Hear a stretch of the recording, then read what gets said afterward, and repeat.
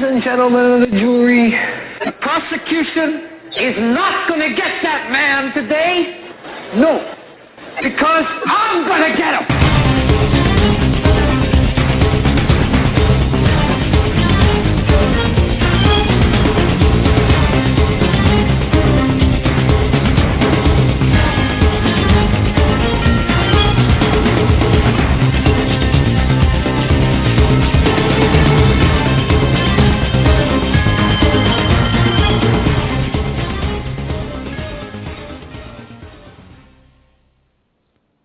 This is the Hagmann and Hagmann Report for today. It is Thursday, October 17th, 2013. I'm Doug Hagmann, co-host along with my son, fellow investigator, Joe Hagmann. Together, we are the Hagmann and Hagmann Report. Folks, you're about to hear 3 hours of unbiased, uncensored news, information, analysis, and information that you need to hear in these times in which we live. We like to bill our show as the only show, or one of the only shows, where the news is presented to you in multi-dimensional format in 3D. We look beyond the news, beyond the headlines, the bylines, the fog of disinformation, in an attempt to bring you the news behind the news. For new listeners, we've heard from several today, and I just want to say thank you for checking in with us. Say hello to Karen out of Topeka, multiple other people tuning in. We have a crew in North Carolina. I want to say hello to you. Also a crew in South Carolina. Also new listeners in Russia. And it's great to be global. Folks, for the new listeners, we broadcast live every weeknight from 8 to 11 p.m. Eastern Time on the Internet. Our home base, of course, is HomelandSecurityUS.com, and we're also simulcast by the Christians United Broadcasting Network, a fantastic organization. There you can tune into us if you have any audio problems elsewhere at the Hagmann and HagmannReport.com. Folks, thank you for joining us tonight, and thank you for your belief and trust in us as we walk through this minefield of misinformation, disinformation, and the fog of lies together. Joe, it's been just an astounding day. Multiple crises, one after another today. Yeah, always, like always. Yeah, absolutely. And it's going to be a great show tonight. Before we bring on our guest, one quick headline I want to bring people's attention to, something you shared with me earlier, and a few people have since given to me in Facebook and in the chat room here, is this House stenographer. Before the House representative vote, warning before destruction, did the Holy Spirit inspire the House of Representatives court stenographer, Diane Reedy, to warn all the politicians God is watching them? Suddenly, Diane stands up and begins to shout a message I am sure the politicians were not ready to hear. You can see two brisky men escorting her off the floor. She stops and rushes to the microphone to continue to warn people. He will not be mocked. He will not be mocked. The greatest deception here is not one nation under God. It never was. Had it been, it would not have been. The Constitution would not have been written by Freemasons. They go against God. You cannot serve two masters. Praise be to God, Lord Jesus Christ. And she was hauled off of the floor. Very chilling in the days we live in today to see something like that sporadically happen from a woman I'm sure has been doing this for a long time, who probably won't be invited back. You're muted there. Yeah, 20 years as a stenographer. And, I know that there's there's scripture that speaks to this where this will begin to happen more and more. But in my view, that she probably, although being dragged out and billed crazy, she was probably the most sane person in that chamber of government, speaking the truth. Regardless, and I know how this is going to turn out. It's going to be billed as she's psychotic, and of course that's how it always is. But folks, that, and there's much more news. But tonight we have the pleasure of welcoming a gentleman who is pretty well known in the circles of tracing the Illuminati. His name is Fritz Springmeier, and folks, his website is Pentracks. That's PENTRACKS, just like it sounds, pentracks.com. I would urge you to visit his website. It's the amount of information he's got on his website is tremendous. Also, you can visit Fritz's store via his website as well and take a look at his books. He's the author of Bloodlines of the Illuminati, a book that it's a fantastic book. It's a fantastic read. Deeper insights into the Illuminati formula. It's a classic. Yeah, actually it is. Now with that, and I know, anytime you begin talking about the Illuminati and the greater agenda of things, there's always controversy. So we invited Fritz Springmeier on to talk about the Illuminati, and we have Joe. We would talk about this before too. We have the most educated, I believe, audience in the entire listening industry, radio listening industry. I don't care if you're listening in Topeka or in Tel Aviv. I believe that you folks are heads and shoulders above the rest in terms of your knowledge. But we've asked Fritz to come on, give us kind of a 101 on the Illuminati, and take us from there. With that, we welcome onto the Hagmann and Hagmann Report this day, Mr. Fritz Springmeier. Sir, welcome. Thank you, Joe, and thank you, Doug, for having me on. And hello, all you worldwide listeners. This is going to be quite a show. Indeed, it will be. Fritz, for the people who don't know you, if you want to just give, if you feel comfortable giving a brief bio, a little bit about yourself, and then let's get. Although it's not about you, just like how you came to research the Illuminati, and then the Illuminati 101. Give us some background. Okay, there are several questions there. But I tend to do that. I can follow that. Well, as to who I am, I'm an American and had an unusual life. My father wanted to save the world in his own way.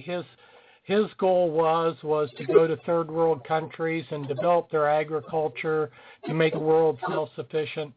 So I had an unusual childhood. And then I was given an appointment to West Point, decided that I didn't want to serve in the wars that the world order is having people fight. I didn't want to be part of the crazy wars that they're creating, that they're putting our men through. And so decided not to have a military career, went the opposite direction, took the one lesson that West Point had taught me, which was obedience, applied that to my Christian walk, and looked for a group that obeyed God, felt called to go to the Old Order Amish. I was horse and buggy for a while, and while I was Amish, I got some divine dreams that asked me to leave the Amish. Didn't really want to leave the Amish, but asked me to come back into the world and tell the world what was going on. I had relatives that were informed, that knew about such things as the Council of Foreign Relations, Trilateral Commission, the banksters. And so I can credit them with helping me understand the system, and we're talking about back in the 1970s. So I've been a person that's been aware of this world system for a long time, but I didn't start writing about it, exposing it through book until 1990, and then I ended up writing a 7-book series on the Illuminati: the who, what, where, when, how, and you can see some of those books, as you mentioned, on my website, pentrax.com. And so I've become not a researcher and a writer about the Illuminati, but I also went one step further, and what that entailed is in 1991, I met a team of 4 women that were trying to get out of the Illuminati, and I I dropped what I was doing as a researcher and writer to help them, and that made my life absolutely nuts. It was like the movie Enemy of the State, but I got to see firsthand people that were members of the Illuminati. I was right there in the trenches on the front line with the whole thing, and for a number of years my life was absolutely crazy, and eventually it settled down because I was given a vacation, sent to federal prison, and then approximately 3 years ago got released and have gotten back into writing and speaking about the Illuminati, and talking about, okay, and then your next question is just what is the Illuminati? You know, I mean, that's a good question. Yeah, Fritz, you know, a lot of times, and this is kind of how I came into this, Sure. just to give you an idea. As an investigator for 30 years, it hit me after 9/11. And 9/11, when 9/11 happened, I set up my website, HomelandSecurityUS.com, with the intent to have the best private investigators, you know, to corral them and have them help the government in terms of ferreting out this enemy within, the Al Qaeda element within our own borders. And as we went through this, we started noticing some very odd things and connections that didn't make any sense.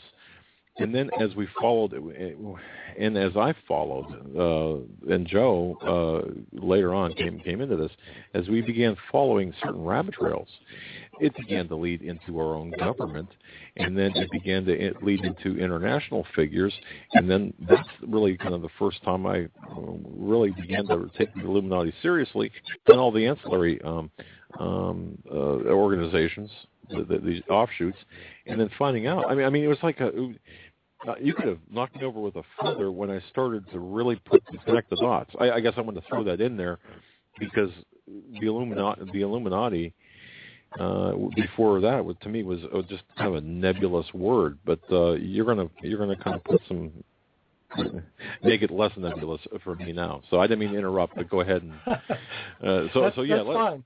Well, you and I are of an older generation. The younger generation, they think that the term Illuminati is their term. When they hear older people use it, they start laughing because it's very common. I mean, if you look at Jay-Z or Kanye West or some of the idols of the younger generation, you know, they're all making these Illuminati symbols and using the term. So the younger generation is very familiar with the word. As to what it is, it's the mother secret society. It's a worldwide secret society. Their members are drawn generationally from these elite, powerful bloodlines that I expose. And there are a few overachieving occultists that are brought into it, but basically you're born into it. Their governing body, the Illuminati, controlled the mystery religions in antiquity, and there's a lot of people have talked about it. You know, for instance, Manly P. Hall, who was Freemasonry's greatest philosopher, and that's what the Freemasons said in his obituary in the Supreme Council's magazine. Anyway, in his book, America's Assignment with Destiny, he talks about that there's this secret governing body that controls the globe. Mackey, in his Encyclopedia of Freemasonry, talks about the Illuminati. He says that they're a good group, a benevolent group, trying to help us. So a lot of people have used the term over the years. It's not a term that I invented. Some people in the older generation, they get angry at me like I invented the term. But when I started working with these people that had been members in the Illuminati, that's That's the term they use. It was their term. It's not my term. I'm just reporting to you what I found out, what I've learned. And that's their term. Now, why do they use that term? It's because they believe that they have been illuminated to divinity.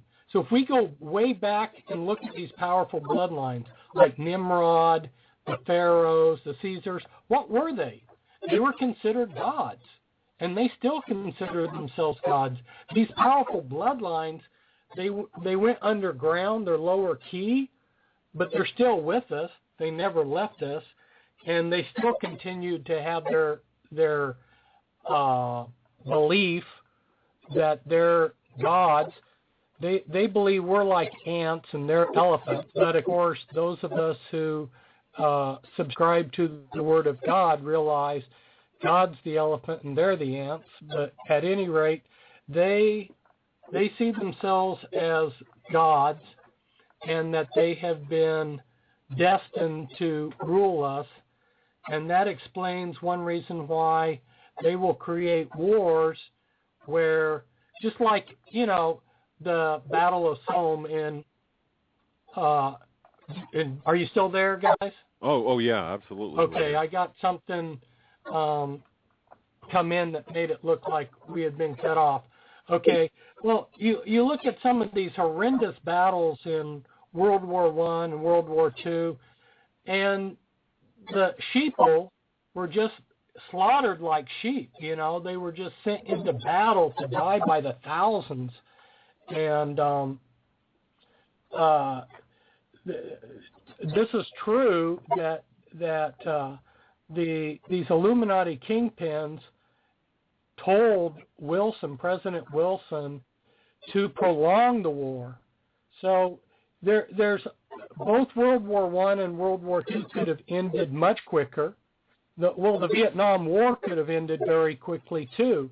These wars were prolonged because these Illuminati kingpins are the ones that are the people that are behind these corporation interlocking directorates.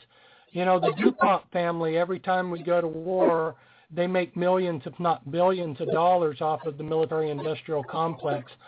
So these families, they're above the wars that they create for us, and they get exceptionally rich and gain more power because every time that they frighten us, we give them more power. That's what you guys are well aware of is all these false flags and all these things that they create, all these wars, and every time they create these emergencies, why we willingly give away our power, and that's one of the things that they like to do is they like us to ask them to do the program that they want to do already. All right. Now, just to be clear, because and folks who are really up on this, just have patience because we do have, like I said, a lot of new listeners who are new to this. The Illuminati royal bloodlines, they include people, families like the Rothschilds, the Astors, the Bundys, the Kennedys, the Rockefellers, Disney, and so on and so forth. Is that an accurate statement? Well, in my Bloodlines of the Illuminati book, I didn't include Disney. I included the others that you mentioned. But as you know, my materials, all my books have been pirated and put on the internet. And someone who pirated it, in his version, he put in Disney as, but I had to put that in. Okay, yeah. Well, okay, then with the exception of Disney, right, the Rothschilds and the Rockefeller. Okay, right. and this, of course, the Illuminati really was birthed in the modern day, or in the more recent times, if you want to call it that, in 1776. That was the Bavarian Illuminati that you're talking about, and what I have been trying to do to clarify to people is that the bloodlines that I'm talking about, these powerful bloodlines, they created a branch. You know, if you have a bank, you know, that your bank or your library has different branches to it. And the Bavarian Illuminati was a branch that they created, but the Illuminati I'm talking about goes way further back. And so I don't want to confuse the issues so that people think that the Bavarian Illuminati is the Illuminati. They're just a branch. And then a branch of that branch, I guess you could call it a twig, is the Order of the Skull and Bones, which both of our President Bushes were members of, and a lot of people in government have been members of that. That's just a branch of the Bavarian Illuminati, which is a branch of the larger secret society of the Illuminati. Okay. Well, that's important then for me. Therefore, that distinction is extremely important.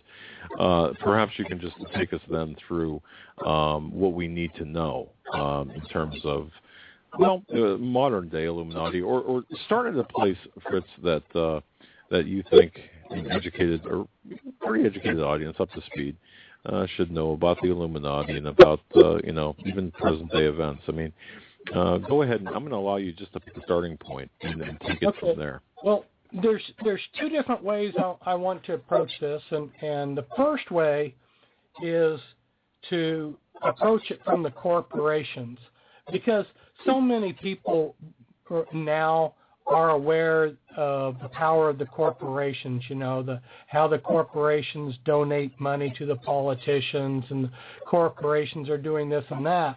And recently, like a year or two ago, I got a book by Greenpeace, and they were documenting how the corporations control California, which they did in their book very well.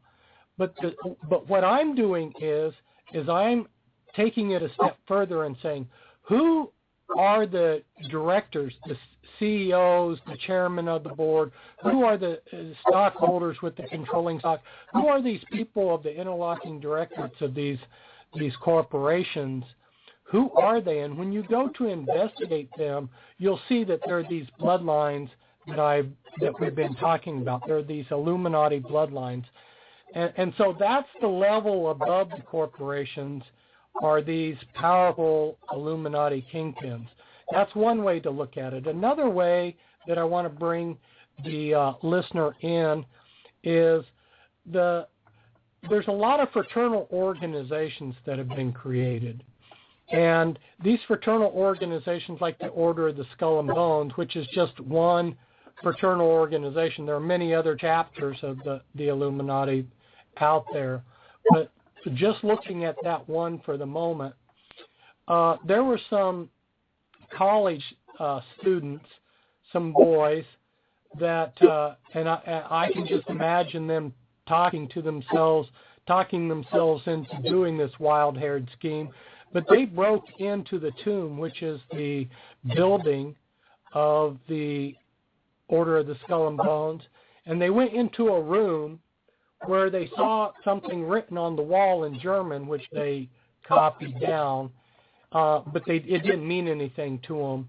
But long story short, we know because there was a man, James Robertson, who was a very highly respected professor of natural philosophy, and he was a scientist, a Scotsman, and he wrote Proofs of a Conspiracy back around the American Revolution, that time period, because he had been a high-ranking Freemason when the Bavarian Illuminati had come in and Illuminized the Masonic lodges, and he had not wanted to become part of the Illuminati program, so he exposed them, and he happened to give just as a tidbit in this book, Proofs of a Conspiracy, he gave the Order of the Regent, which is a level within the Bavarian Illuminati, he gave a ritual for that. Turns out that the words that were in German that were on the wall in the tomb were those ritual words.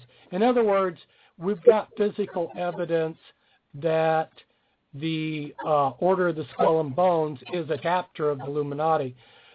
and there are other chapters, Berzelius, Book and Snake. There's other chapters, and I give some of these other chapters of the Illuminati in my Bloodlines of the Illuminati book.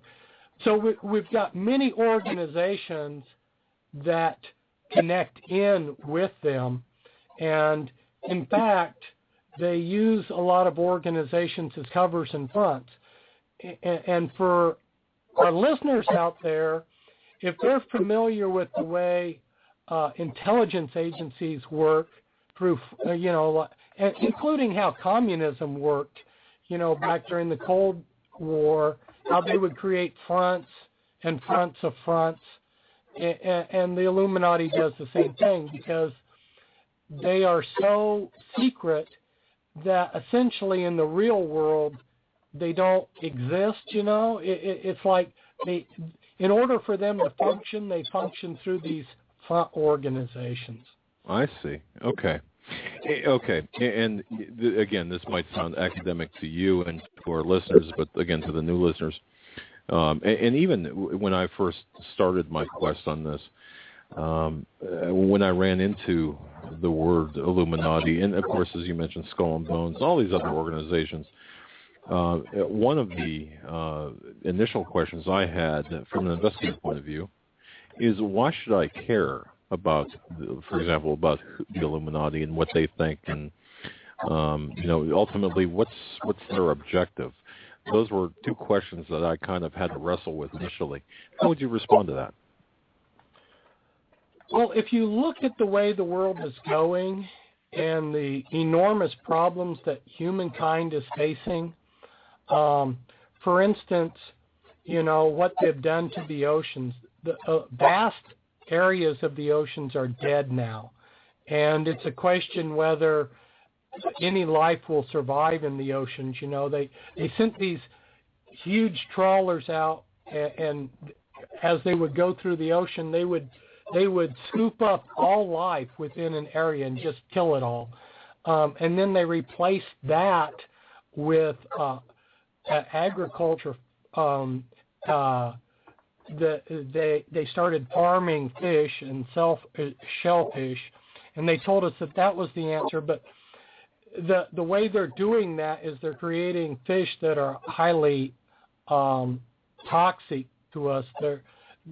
The point I'm making is there's an enormous problem there, right? We're facing genocide. We're facing potentially another third world war.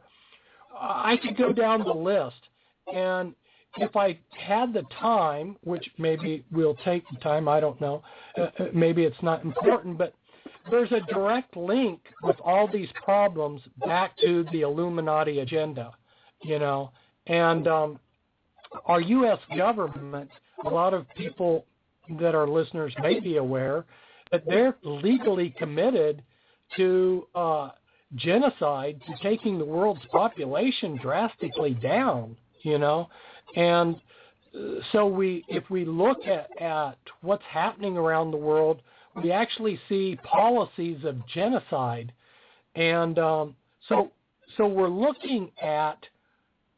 staring the destruction of the human race in the face. That should concern people. Yeah. So the Illuminati really, when we talk about the globalists and the global elite, you're talking about the Illuminati as the umbrella of the global elite, and these are the people who want to set policy they're the power behind the faces that we see on TV. They're the power behind the politicians. It's those people who are they want population reduction. They want all of these insane things, and they have set about to implement their agenda and essentially kill us or enslave us. So that's why it's important. Okay, all right. Yes. And again, folks, I just want, and I know a lot of people are saying, rolling their eyes and saying, "Oh, come on, we've gone over this." But for the new people, just because when I first got into this, I thought, well, why is it important? And Fritz just explained that. So, well, you take it now for you go ahead and take us in any direction that you feel comfortable in taking it with respect to the Illuminati. Maybe if you want to talk about where we are today, the current agenda, whatever. Just enlighten us on what you, Fred Springmeyer, feels is important to discuss, that people should know, that maybe they don't know, or they don't know the whole truth. Wow. we're going to give you the floor here, and because we want to hear what you've got to say about the Illuminati, your research, your findings, and even, you can take us anywhere you want to go, because I know that on your website, and folks, Fritz's website is pentracks.com, pentracks.com. Bookmark the website, take a look at it. But you've got on your website some pretty interesting stuff. Links between Sandy Hook and the occult, obviously. We electronically harassed. We had Dr. John Hall on here not too long ago talking about electronic harassment and the mind control, the Fed. That's a big issue. All of these things that you're into or you've written about, they're news. It's making news today. So, from your perch, what's the most important, or the most, that we should really focus on? Well, you're going to hear other people talk about how this is an information war, and there's some truth to that. Knowledge is power, and my people. The scriptures talk about how they're lacking a vision, they're lacking knowledge, and that's going to lead them into ruin. So there is a certain truth to that, but even deeper than that is the problem of the heart. It's really a spiritual battle. It's a battle between the kingdom of death and the kingdom of life. And the battle starts within each person's heart. And unless we get our hearts right, unless we love the truth, I can give you all the truth that there is. But unless you love it, it's going to bounce off. You're going to throw it in the garbage. And so this all goes back to, we should live righteously. We should love God. We should set our affections on heavenly things, so to speak. We should have a desire to do noble things. In other words, we should be good people and love the truth. And I'm not preaching. I'm just telling people that's where the real battle is, because I've sat there and watched this thing for quite a few decades, and I've seen people that maybe started to, they wanted to go crusade on some issue, and before you know it, because of their own deficiencies in character, they make a shipwreck of everything.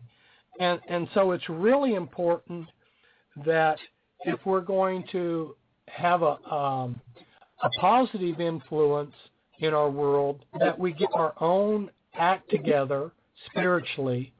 And I'm not saying that we all have to be Jesus Christ himself, but that where our hearts are is the start of the battle. And so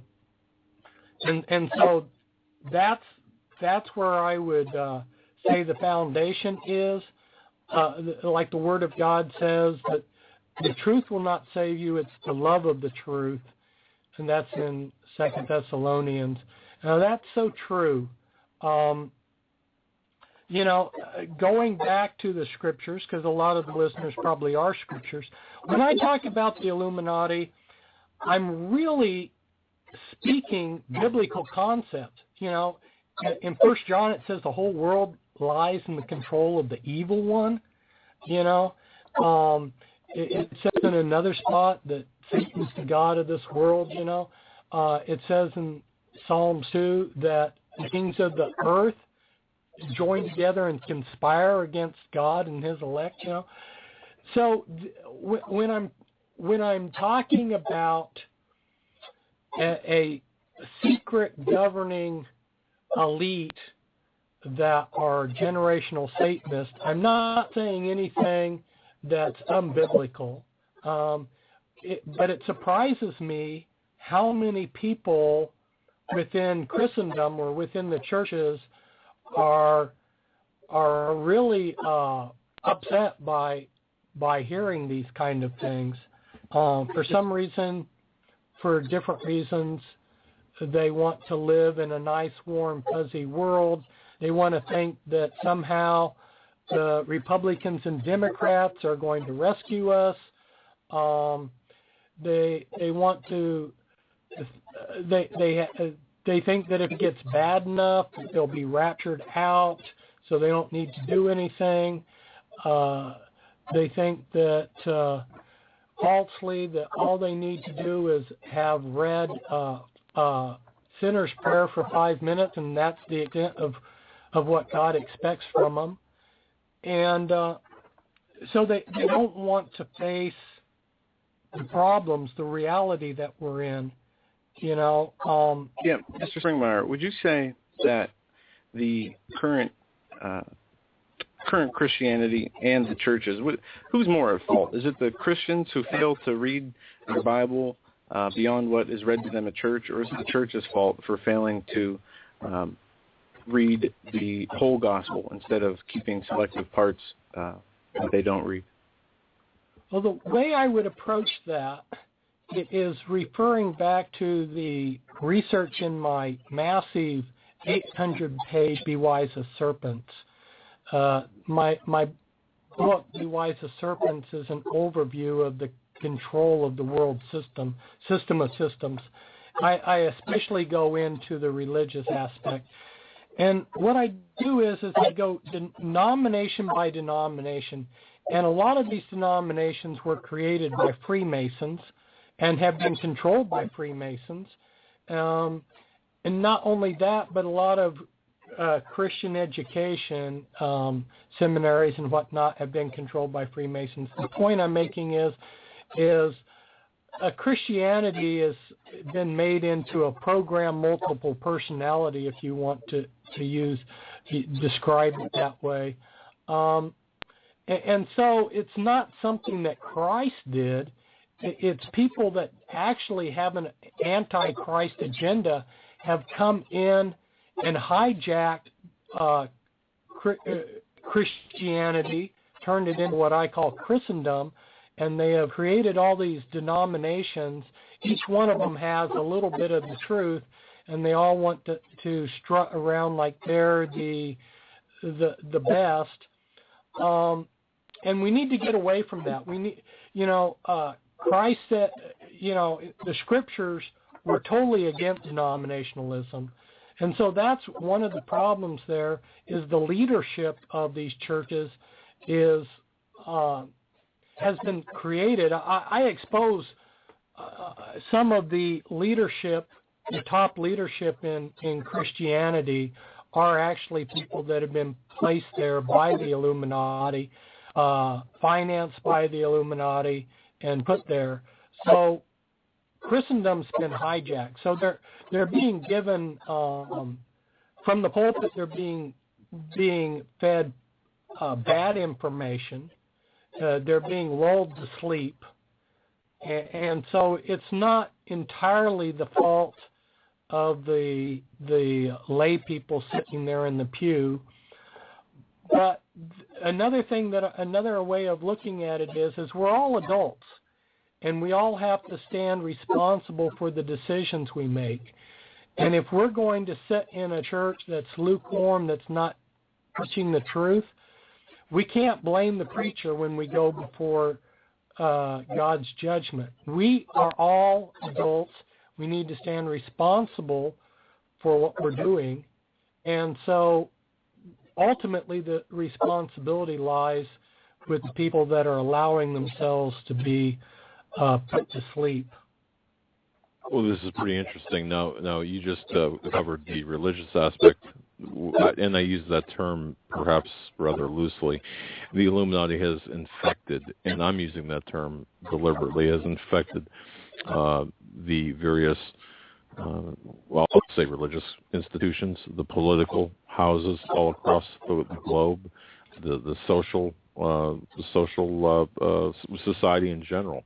But stepping back now to the religious component of this, and I see this happening more and more. There's this level of tolerance, tolerance of evil. When there's tolerance of evil, that makes tolerance itself become evil, in my view. Yeah, tolerance and acceptance. Right. And certainly it's antithetical to the teachings of Jesus Christ. And that, to me, is unacceptable. And when the teachings of Jesus Christ are watered down or convoluted or distorted, many souls are at stake and can be lost. But you're saying, if I hear you correctly, you're saying that this is the agenda. Part of their agenda is to deceive and to water this down. They're placing people in these positions. Is that right? That's absolutely correct. Yes, there's a very detailed, specific campaign to control the churches. And a lot of these churches, if you start tracing where their money's coming from, a lot of churches receive money through the Rockefellers. And so the point is they're not going to bite the hand that feeds it, That's true. I'll tell the listeners out there, because, the Illuminati is not afraid of Christendom. They are not afraid of the Bible. Now, they should be afraid of God, but they're not God-fearing people. And I have seen some of these people, and I have been amazed at the pride that controls their thinking, and they really mock God. And of course, we're told that God is not going to be mocked, but they mock the whole thing, and they're not above using religious terms. They're not above creating a Christian denomination. They don't even care if the minister preaches a sound sermon as long as they control it. They're just not afraid, like I say, of God. And so sometimes, Christians think, well, so-and-so preacher preached a scriptural sermon. Well, that's neither here nor there as far as the Illuminati is concerned.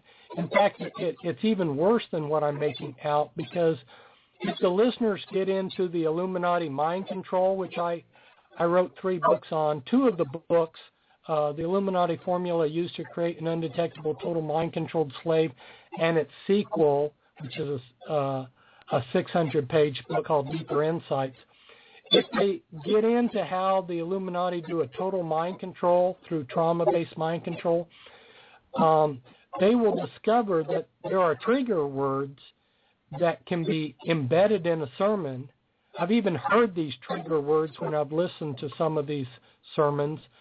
And so the minister could be up there up front, and he could be giving a sermon that was scripturally sound, and at the same time using these trigger words and telling somebody in the audience to go murder someone, And so we've got to expand our realization to see that they've been operating outside of our box of expectations. Anyway, wow. I'll let you guys. No, I mean that's an incredible. When you think about this, subliminally using deceitful, manipulative ways to send messages to the congregation. Well, what you mentioned, for instance, about trauma-based mind control, and of course that takes us back to MK Ultra and other government projects. I mean, We could spend days upon days talking about this, Right. but this is going on today to form our to influence events here in the world today, and it's not only coming from politics, but you're saying it's coming from pulpits as well. Wow. You know, one of my favorite examples of the way the intelligence agencies operate, and this applies across the board to all of them, because they say because of national security, we can't tell you this, we can't disclose this. They're always using our national security to cover their own butts, you know, to cover up their crimes. And my favorite example of how this works is in World War II, the British government in 1940 flew British planes over Germany with propaganda leaflets, and they spread 2 million leaflets. This one leaflet got very widespread coverage. 2 million of them were dropped, and somebody tried, you know, in their form of freedom of information, so to speak, back then, tried to find out from the British government what was in that leaflet that they dropped. And you know, the British government said, we can't disclose that information because it might be of value to the enemy. The reason in national security they couldn't tell them the text of a leaflet they dropped 2 million of them on because it might help the enemy. This is the kind of insanity we're dealing with even today, you know, with the Congress is well aware that the CIA, the NSA was practicing trauma-based mind control, the MK Ultra, and that's been evidence has been brought before Congress repeatedly on this. New York Times even has written articles about MK Ultra. So these things are not a secret, but try finding anything of substance out, you know, and then they're going to say, well, we can't tell you because of national security. That's just crazy. I mean, and of course, we shouldn't be surprised by that, of course, is what we're seeing today. But wow, okay, not to recap. And I've read your work as well. The Illuminati basically we're looking at about 13 or so specific bloodlines that go back quite a ways. I mean, it goes back to antiquity. And stop me if I'm misrepresenting what you've written. 13 elite bloodlines, and they've maneuvered themselves to positions of control over this planet, and the people, the members, lead practically double lives. One for society, the outward life, and then the hidden one, which is based on this Luciferian agenda.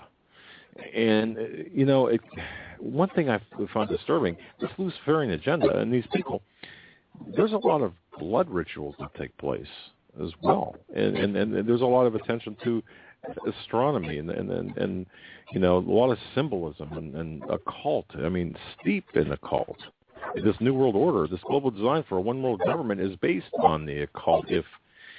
And I know that's a pretty broad statement, but you know, and you've written about the insiders who call themselves the network in the neighborhood. That pretty much sums it up. And of course, you've got this infiltration by these, and they look upon us, the God-following Christians, the followers of Jesus Christ, the seed of Adam. They look upon us as well, for lack of a better term, the aliens, and they are the chosen ones. In reality, it's the other way around. And does that kind of sum everything up a little bit? Very well said there. You know, these are generational satanic families. People object to me using the word satanic. They say, oh, that's your construct. No.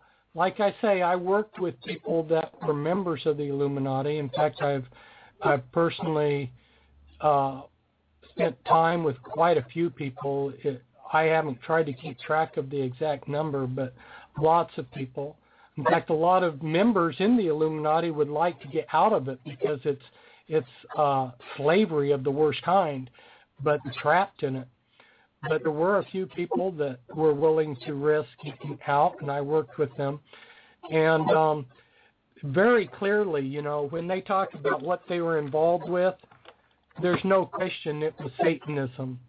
And in fact, we're coming up upon All Hallows Eve, you know, where there's going to be fire festivals and a great Shabbat, sexual rituals, blood sacrifices, and look at how this nation is lining up with all of that. You know, already you see the Halloween agenda out there. So everybody goes right along with celebrating this horrific holiday or ritual. Wow. I never quite understood the origins of Halloween, and I know it's kind of an off-topic thing, but really it's I cannot believe how brainwashed people are into misunderstanding what Halloween is all about. This sacred occult holiday. It's when you start getting into this and separating the or start really digging into the facts, you will be surprised. I mean, I was surprised. Yeah, exactly. It's crazy.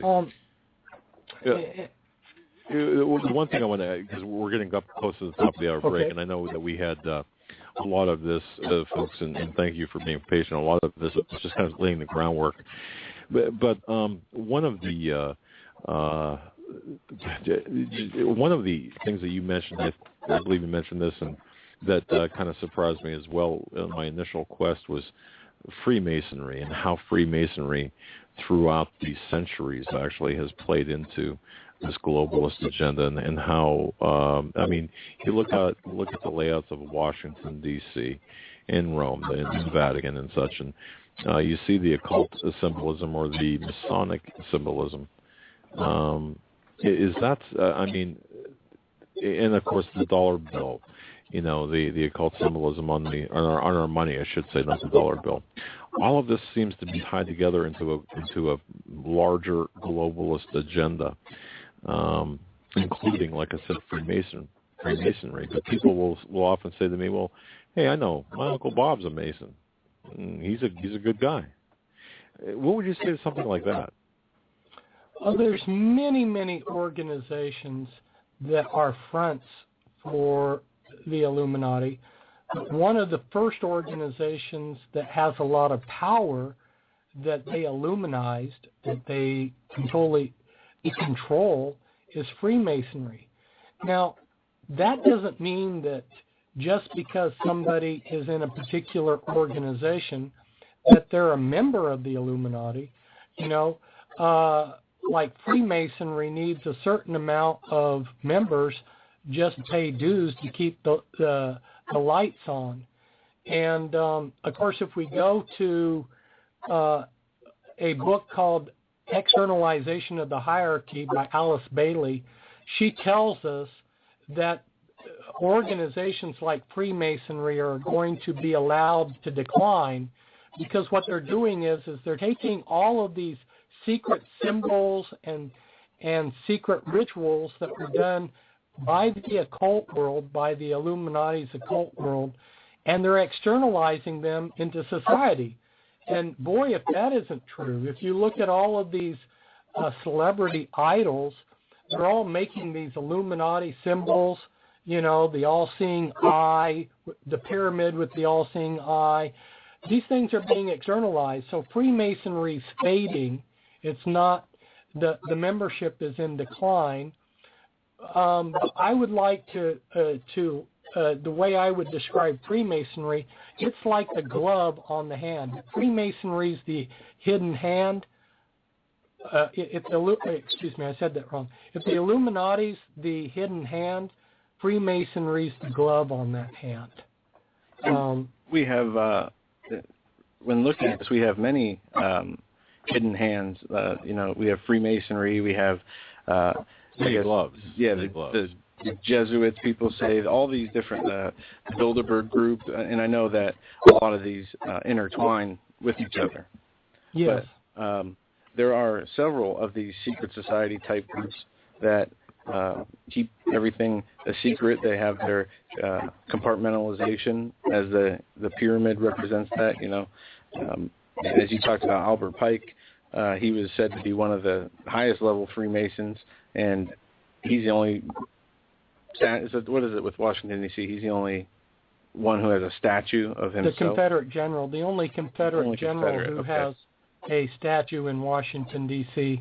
Yeah, and to me that says a lot, to have somebody so well known for the darkness of what he has done and said to be memorialized like that in our nation's capital. That should say a lot to everybody about what our national capital is about. And hopefully we can get into this a little bit more in the second hour about the history, a little bit of the history of the United States and what role the U.S. played, in your mind, the Constitution, what role it played not only from setting up this great prosperous nation, but what, if any, were the cynical and evil laid agendas in part of this plan of America.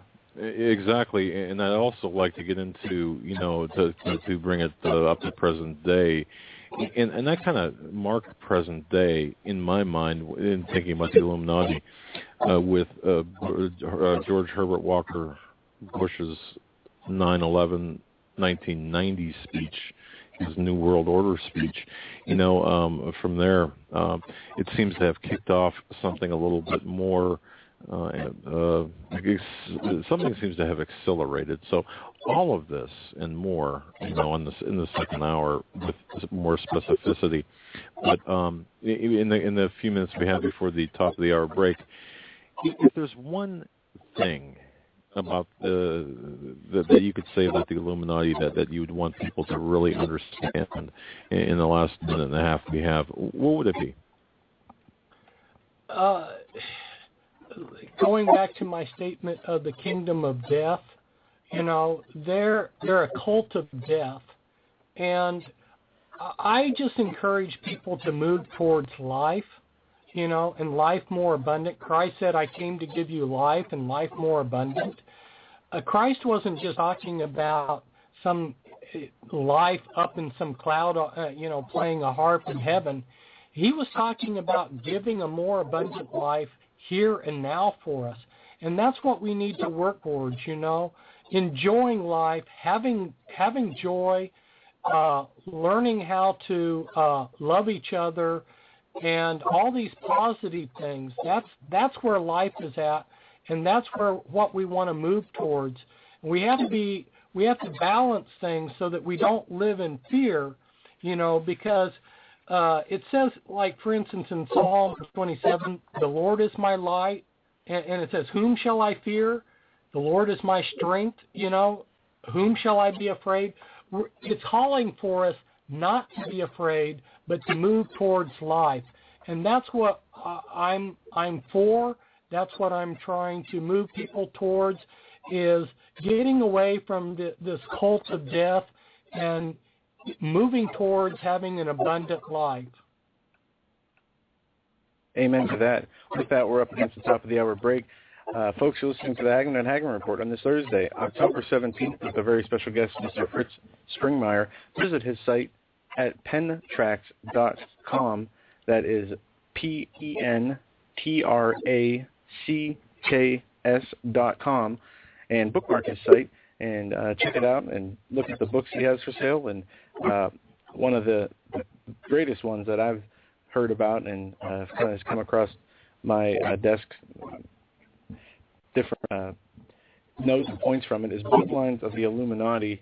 It is a classic. Check out his book at pentracks.com. That's a really great primer. That's a really great primer, by the way. Really great book. Yeah, it is, and I can't wait to read it for myself, as I have not done that yet. We'll be right back after these short messages. Stay with us with a very special guest, Fritz Springmeier.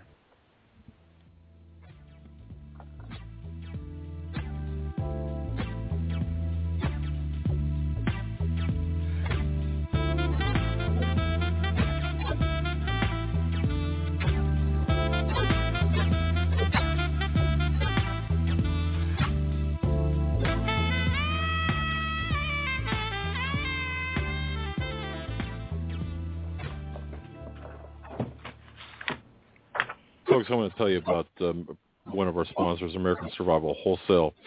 It's AmericanSurvivalWholesale.com. They put together something really interesting. It's the Brother Marcus Christian Ninja Survival Toolbox. Did you get all that?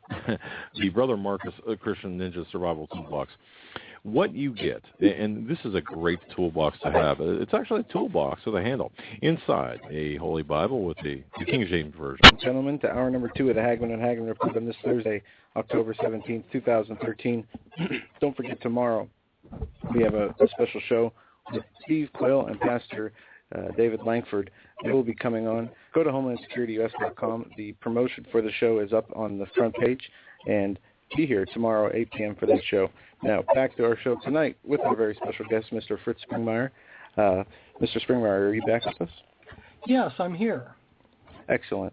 If we could get into what we started to at the end of the hour, America's role in the New World Order, in the satanic agenda. In your mind or in your research, was America set up for a free country, to make a people free? Or is it set up with more nefarious purpose or agenda in mind? Or was it taken over after it was set up? What has your research shown in that regard? Well, whenever we have things happen, there can be different levels of why they happen. And, of course, those of us who know that God is in control of things knows that as Satan's operating, God is allowing Satan to actually fulfill his agenda. Like Satan was quite proud that he was able to crucify Christ. He obviously didn't realize what he was doing. So there's different ways we can approach an event. Something like, why did the Civil War happen? Why did the Vietnam War happen? There's different levels of understanding. But if we are looking at what the plans were of the Illuminati bloodlines, there was an intention to create a new world, and that new world would allow several things to happen. For instance, the Astor bloodline, which came from Waldorf, Germany. If you look at the Astors, which was an ancient occult bloodline, but they were commoners in Germany. And when they came over to the colonies, Astor, within a few years, thanks to string pulling by those that were in power in the elite, the Astor bloodline became extremely rich and extremely powerful.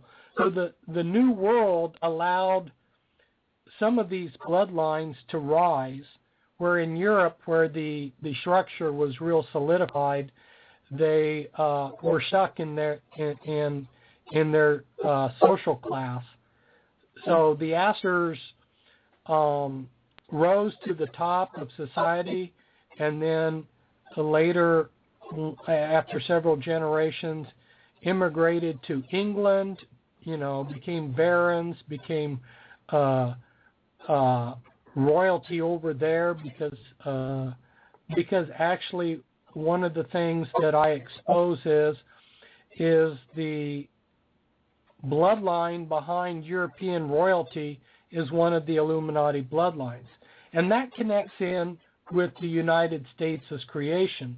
If we go back and look at someone that was back in the 17th century, Francis Bacon, and he wrote a book called The New Atlantis. Well, the original title to that book was The Land of the Rosicrucians. And he foresees things in the future and what's going to happen, the kind of society that we have today. But the goal of these powerful bloodlines was to create a government like the United States today, where you could have a humanistic philosophy where people could believe in something besides God. On the other hand, there were certain groups in Europe that really were devout believers in God, and the Pilgrims, the Mennonites, and other groups that wanted religious freedom. And they came over to the colonies, the New World, to get a new start, to get religious freedom. So not everybody that came over was trying to work an occult agenda. Some of them were trying to work a godly agenda. So the people in power, it was up to them then to hijack the whole process and move this thing in a direction that they wanted. And they did. The first revolution that they tried to create, which was by Nathaniel Bacon, who was a descendant of Sir Francis Bacon, it didn't work. The first American Revolution fell flat on its face, and so they had to work it. They had to try again. If you look at the American Revolution, you will see that there were Freemasons on both sides, and the English generals, the British generals, were in a position to have destroyed George Washington's army when they were coming across New Jersey, and yet they allowed them to escape and to go into the camp. And so if you look real carefully at things, you can see that that there was an agenda that was carried out by these secret societies, and they managed to pull off a successful American Revolution. They started out with the Articles of Confederation, and the Articles of Confederation didn't give the elite enough central power, so they came back and wrote a constitution, but they knew that the common people who wanted freedom and liberty were not going to go along with the constitution. So in order to get that pill down our throats, they came up with the Bill of Rights, those 10 amendments. And so, in practical terms, we did get liberty. The United States was set up and actually gave a lot of freedom and liberty to people. Even though this was all part of an occult agenda, there were a lot of positive things that happened. And I'm kind of running over the surface of things.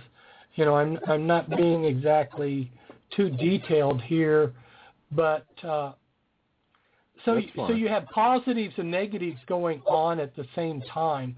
So I just don't want to paint a picture that everything was black or everything was white, but it was a mixture of different people with different agendas, and indeed, in the reality of what transpired, the American people were actually given a lot of liberty due to the American Revolution.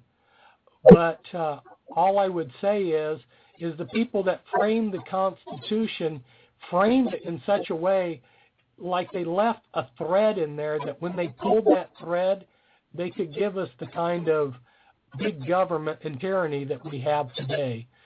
And when they needed to, they took us that direction. And that was done intentionally. Is that true? Yes, it was done intentionally. They gave with one hand, but they made sure that they set it up so that they could move this country in the direction that they needed when they wanted to take our freedoms away.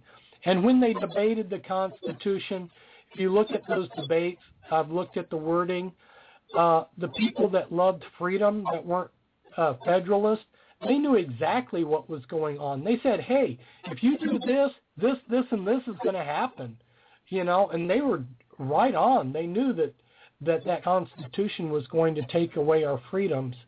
So there was moral, righteous, and spiritual opposition to the Illuminists within the.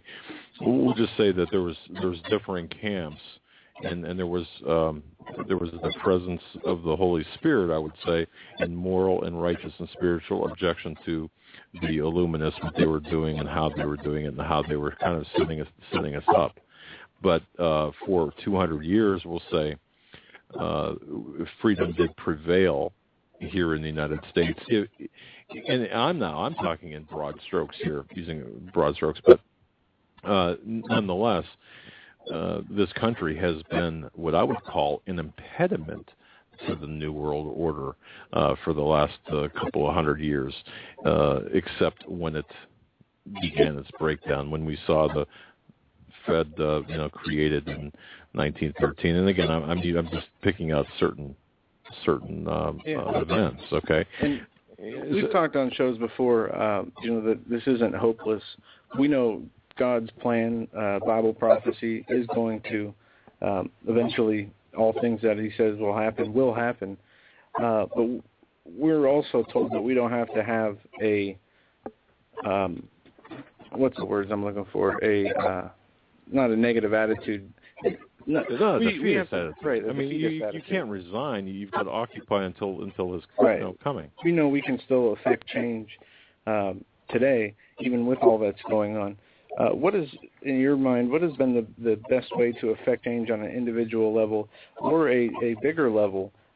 Is it because we know that the people kind of awaken in stages. Some people awaken and find their way to the truth about Jesus and His salvation, and then some people awaken and are angry and hostile and want to do things that are outside of what Jesus says we should do.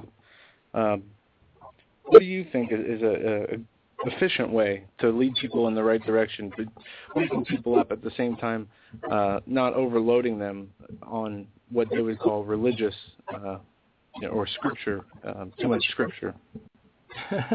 Wow. Don't give them too much scripture. Well, I'm going to start out with giving them a scripture.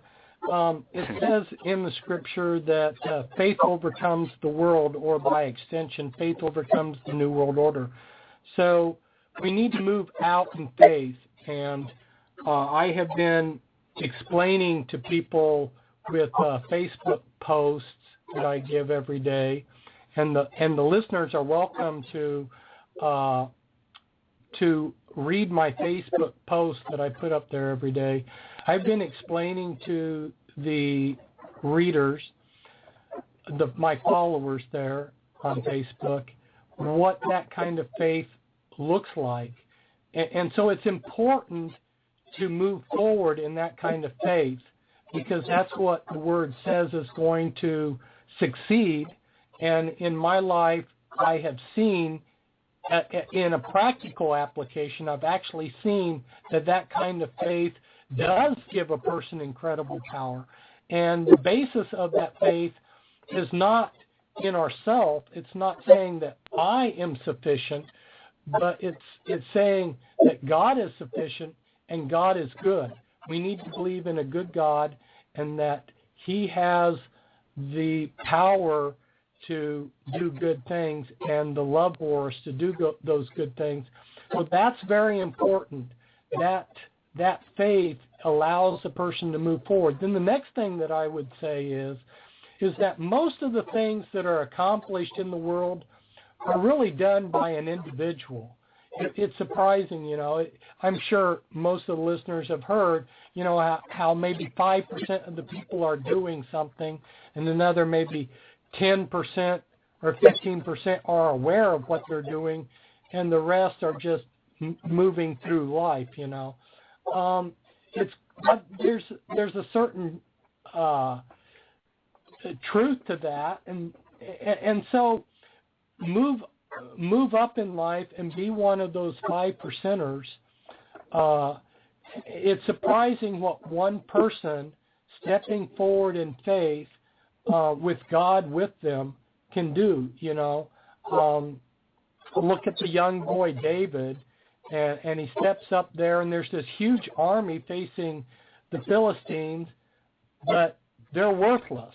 The army's not of no value. But this little boy stepping forward in faith, challenging Goliath, was worth more than an entire army. And each one of the listeners out there, if they will step forward in faith, they will be surprised that God will be their what's the word I'm looking for here? God will be their power behind them. It's not that they're going to will themselves and through willpower. It's not name it and claim it, grab it. It's not that kind of faith that I'm talking about, but I'm talking about moving forward where you believe in the good character of God so that he can empower you with his Spirit. And make an analogy, a little match, if you light a little match in a dark room, that little match will light up the entire room. And so think of yourself, we're all just little matches. I'm just a little person just like the next person. And you can be inspired, and God will open the doors and do great things through your life if you step forward in faith. So that's what I would tell people. It's not a matter of numbers. We're not going to outdo them as far as because most people, unfortunately, and the scriptures even back this up. The majority of people, on the broad way, they don't care. It's not like we're going to successfully challenge the world order numbers-wise, because I convert one person's mind to the truth, one person at a time, where they come along and through a 30-minute propaganda show on television, change the thinking of millions of people. Now, being on this show is an exception. I'm probably on this show having a lot of leverage. I'm not just dealing with one person on this show, so that's an exception. But in general, it's a very slow process for us compared to the abilities that the world system has to influence. You know what, Fritz, and I'll just share this with the listeners. We had a conversation before the show, and something you said really kind of struck me, and you reiterated it during the show, but I think it warrants mention again.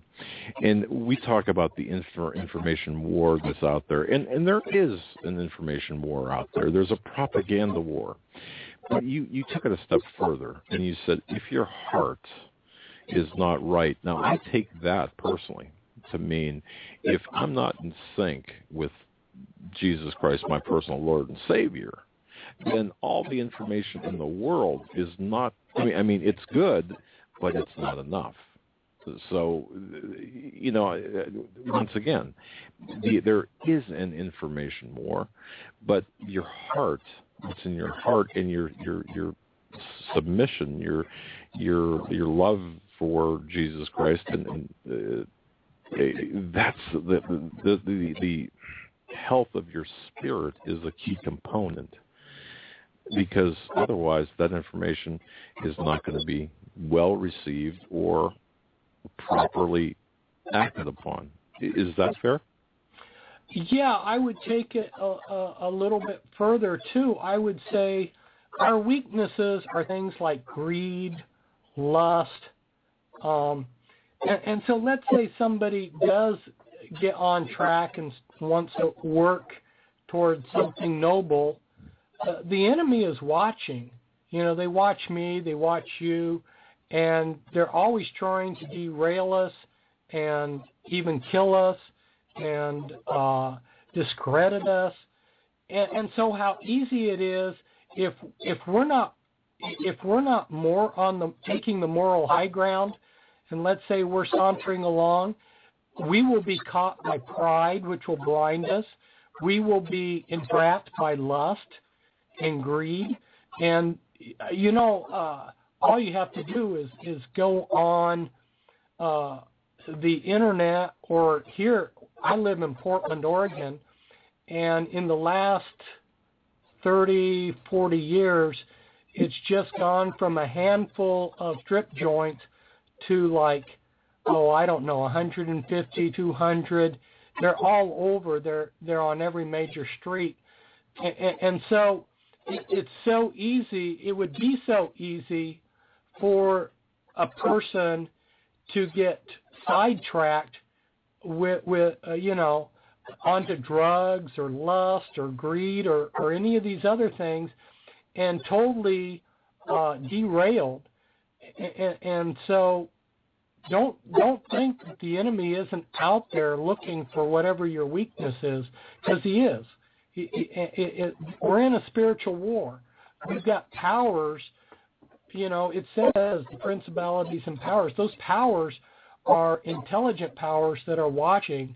And my experience, and I'm just telling this, from decades of experience out here, I've seen lots of people taken down because of their lack of morals and their pride, and so it's like going into battle without armor, and the next thing you know, you're just shot to pieces. Wow, that's so true. And learning about the armor of God, the armor that we need to have. Excuse me. So many people think, using our human, fleshly, carnal minds, and if they're not in the Word of God, they don't understand the spiritual warfare that goes on, and that's something we talk about here on our show at times. And spiritual warfare, I think, is what people are enduring now more than ever, and it's coming into not only the churches, but individuals' households, into their lives, into their relationships. There's a division among even Christians, and we see this division growing, and it's fed by politics. It's fed by some of the things you talked about, greed and different agendas. Do you see a huge split in the Christian church community? Do you see families warring against each other about belief systems? Oh yeah, and this is all by design. It's divide and conquer, and see that one of the things we can lack is love. If we're willing to hate and become angry, the enemy will use that. It's like the enemy just has a big handle to manipulate us with. And the next thing you know, there'll be some reason to hate, and then you'll be set at odds with someone else. So if you look out into American society, they've created a war between men and women. They're trying to create tension between the blacks and the whites. They're trying to divide every group imaginable against each other, and then when we're all at each other's throats, we're easy to control. It's divide and conquer. So yeah, exactly. It's not by accident that a large share of our marriages end in divorce. There's all kinds of benefits for those that control us in having the family run. The family is one of the strongholds for any person. Your family is to be like your castle that you move forward into the world. And when the family is destroyed, it really pulls the rug out from underneath a person. The nuclear family is antithetical to the satanic agenda. Exactly. The traditional family. And I love conversations like this, Fritz. This is like, to me, this is like sitting around at a kitchen table having coffee with you and talking with you, kind of letting it just all flow where it goes. By the way, I got to say this. You must have quite an immense following out there, because I don't know, 4 pages worth of email questions from listeners all over the country, all over the world, actually. And so I'm going to be hitting you with a lot of questions from listeners who have sent them to me via email, if that's okay with you. Yeah, so that's what I'm here for. We're going to be going into multiple directions here, folks. So kind of buckle your seatbelts and make sure your tray tables and seat backs are locked in their full upright positions. One of the things you said earlier about the Constitution and pulling on that thread, Sandy sent an email about that, questioning something, and then I never gave this a thought in this fashion, and we again I like to say we've got the smartest, most intelligent radio audience out there, and this question does prove it to me. And thank you, Sandy, for this. When you mentioned about the Constitution, there was, of course, the Federalist Papers and the men and the men who drafted the Constitution. But that thread of pulling on that thread to possibly dismantle what was set up, what was established. She writes, would you ask your guest, was that the reason, perhaps, that Benjamin Franklin said that famous quote, "Republic, if you can keep it"? Of course, that was in response to a question. What did you create? I'm paraphrasing now. Good question. I can't speak for Benjamin Franklin as to why he said that, but it's very possible. Benjamin Franklin was a high-ranking Freemason, bloodline, and at his house in England where he lived, they have uncovered hidden bodies of children that were used in sacrifices. He was a member of the Hellfire Club, which was a satanic fraternity. We don't like to hear that. We you know what, Fritz? We don't like to hear that stuff about our forefathers, do we? I mean, that's scary stuff. Well, yeah. Okay, well, not so scary then. Let's just put... No. I look... Benjamin Franklin, he was the Postmaster General of the British colonies in America. Now, I want to explain to people that position was the head spy. That's like being the head of the NSA, because everything that was written that was moved to the post office, they would secretly open it up and they would spy on people. And so you did not become the Postmaster General unless you were in an extreme position of power. And Benjamin Franklin was the leading Freemason and the leading Rosicrucian in North America. Wow. And the reason why he got so much respect, deference, at all of these Continental Congress meetings and so forth was because he was the head of all of these people in the secret societies that they belonged to. Makes sense. Yeah. And by the way, I didn't say that to discourage you from going going into the scary spots. No, we go wherever the evidence leads, regardless of how uncomfortable it might be, because we're after the truth, the whole truth. And yeah, the discovery of the bodies, it just seems like when you talk to the average person today and tell them something less than favorable, less than a good light about our forefathers, they become very defensive and call you anti-patriotic. Well, you're no patriot then. And it's, wow. I can understand where people are coming from, because they've taken a history class. They maybe read Benjamin Franklin's autobiography, which I read when I was 13. The thing of it is going back to something we talked about in the first hour, the trauma-based mind control creates programmed multiple personalities. So the front personality of some of these people can really be a pretty nice person, and they can have deeper personalities that are the opposite. I visited with, for instance, one Christian minister in the Midwest, and his front personality was a Christian minister, and horror of horrors, at some point, the dissociative walls between him and his deeper personalities broke down, and he came to realize he had personalities that were Satanists. How horrible. And, wow. And so this is what we're looking at, I mean, these people can put on a good front. Benjamin Franklin put on a wonderful front.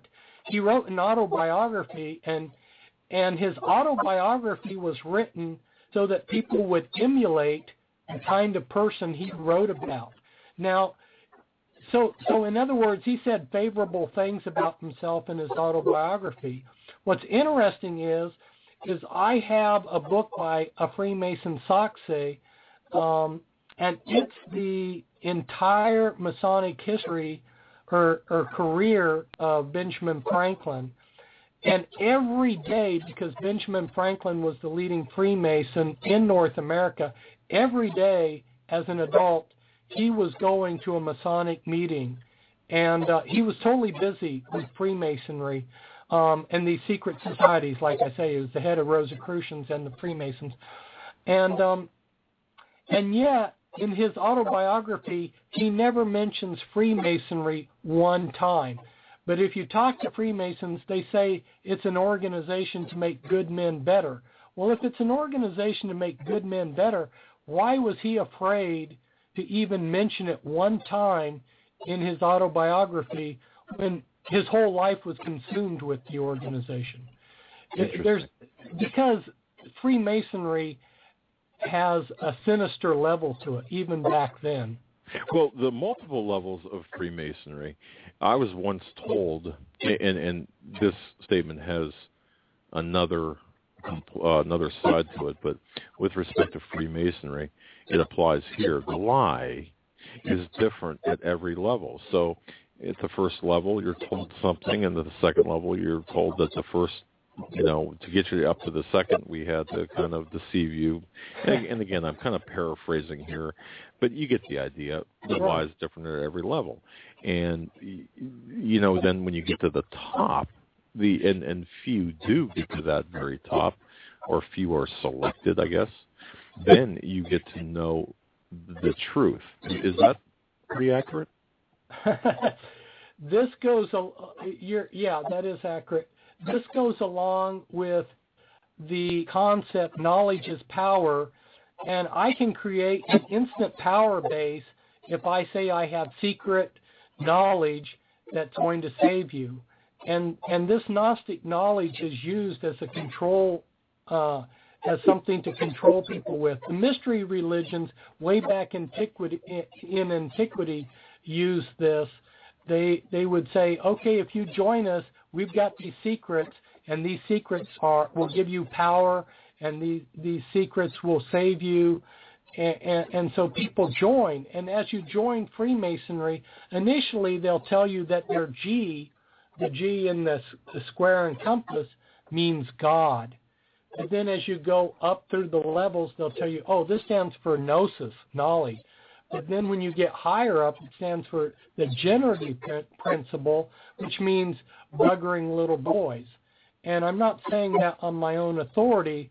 I spoke with the highest ranking Freemason to defect Christianity, Jim Shaw, and he was a 33rd degree Freemason, and I had a number of conversations over the phone with him about Freemasonry, and I got it from the horse's mouth, and so they take you through these different levels, just like you're saying, stringing you along, and you pay like $110 for every degree that you go up, and they constantly got to string you along with, well, we didn't give you all of it, because in these mystery religions, you can't give away all your secret knowledge, or you've just given away your power base. So you have to make the person dependent on you. So you have to constantly tell them, well, there's just a little bit more, you got to stay with us because you haven't you haven't quite reached the top level, you know. So you're always being strung along. Yeah, and have you ever seen anybody who has made it to a higher rank of Freemasonry and understood, was finally told the truth about what it was and said, wait a second, I'm out of here? Or are those stories kept quiet, like the, me and my dad have been there in New York in the 1800s. A Freemason wrote a book and they killed him for it, and it's a famous case. Morgan. Yeah, in Batavia. Yeah, Morgan. Have you met anybody who's been, I mean, actually I shouldn't say that. Do you think it happens more frequently than we hear about it, or the few people who make it out to talk about it, people turning away from it, or are they just killed? Well, this man that I just referred to, who was a 33rd degree Freemason, he was quite wealthy because as a Freemason he had lots of contacts. As soon as he left Freemasonry, they destroyed him financially. And whenever he would get a couple dimes together to print up some more of his tracts, he would print up some more tracts opposing Freemasonry. But the Christians, unfortunately, the mainstream churches didn't appreciate what he had done and who he was, and because they should have had him out on circuit speaking. I have spoken to a few other Freemasons that realized what they were into, but they didn't do it as dramatically as he did. What they did is they just quietly quit participating and going to meetings. They didn't make a break where they got into anybody's face and said, okay, I'm against this. They just quietly quit participating, and they were able to drift into obscurity without upsetting anyone. Interesting. It's, well, I guess, what else would you expect? Yeah, what else would you expect? Fritz, I got a question here that I got to tell you. And thank you, Margot, from Oklahoma. She writes this. And again, Fritz, just to let you know, we're going to be going kind of all over the place because there's so many people wanting to ask you so many questions. I don't know if you... I mean, you must have a number of followers, which is great. But here's a question that I think is fascinating. Margaret writes that she says, I was brought up Catholic, and I've always wondered, but could never quite put my finger on the Vatican's Illuminati role, if any. She references the Tom Hanks movie and such, but what's the truth?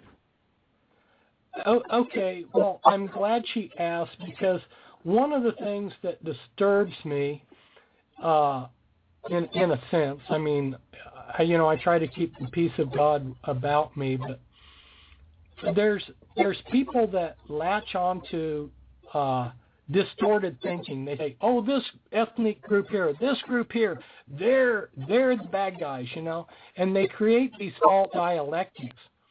And so, the Illuminati is worldwide. There's Chinese Illuminati, there's Vietnamese Illuminati, there's Illuminati members around the world. It isn't one ethnic group, it isn't one nationality, it isn't one religion. These are the people that created our system. They're the ones that created these religions, these corporations. So this thing has been going on a long time. So the Catholic Church, being as large as it is, of course, anywhere that there's power, that the Illuminati is going to make sure that they co-opt that. So the Catholic Church a long time ago was brought into their sphere of power. You can see that, for instance, the Freemason Napoleon took over the Pope, and he controlled the Vatican. You will notice that the Jesuits, there was a Pope who tried to outlaw the Jesuits. Well, he actually did. He outlawed the Jesuits. And who saved the Jesuit from extinction? The head of the Freemasons, who was the King of Prussia, Frederick, he invited he gave asylum to the Jesuits. So the head of the Freemasonry gave asylum to the Jesuits until they could be reestablished, until the Catholic Church, under pressure, backed down from banning them. So the Jesuits are indeed a nasty organization. The man who started them was connected with the Alumbrados, which was the Illuminati in Spain. Mm-hmm. So there's over the years, the Catholic Church hierarchy has become controlled by the Illuminati, lock, stock, and barrel controlled by them. But that doesn't mean that a village priest out here is not a good person, you know. You have some sincere priests that have gotten into the priesthood that may be out in some village that might be a genuinely decent person. So we can't use black and white thinking and just say, okay, so if somebody's Catholic, they're bad, you know, they're an evil person. Right. It doesn't work that way in life. But the hierarchy's totally corrupt. And one of the things I did in 92 or 93 is I printed the names of 200 Vatican officials who were Freemasons, and 2 men lost their lives to get that information out. It was their secret membership numbers, it was just their secret affiliations with Freemasonry, which you might say, what? I thought Catholics weren't supposed to be Freemasons. Well, hey, the leadership in the Vatican are Freemasons, and they're part of these secret societies. And in my Be Wise as Serpents book, I talk about how in the 60s, the leadership of the Freemasons and the leadership of the Knights of Columbus, which is a fraternal organization for the Catholics, how they started having high-level meetings to coordinate their activities. And what was interesting was I discovered that the same organization that makes the badges and the pins and whatnot for the Masons makes it for the Knights of Columbus. In other words, they're one sloppy, gooey mess, you know.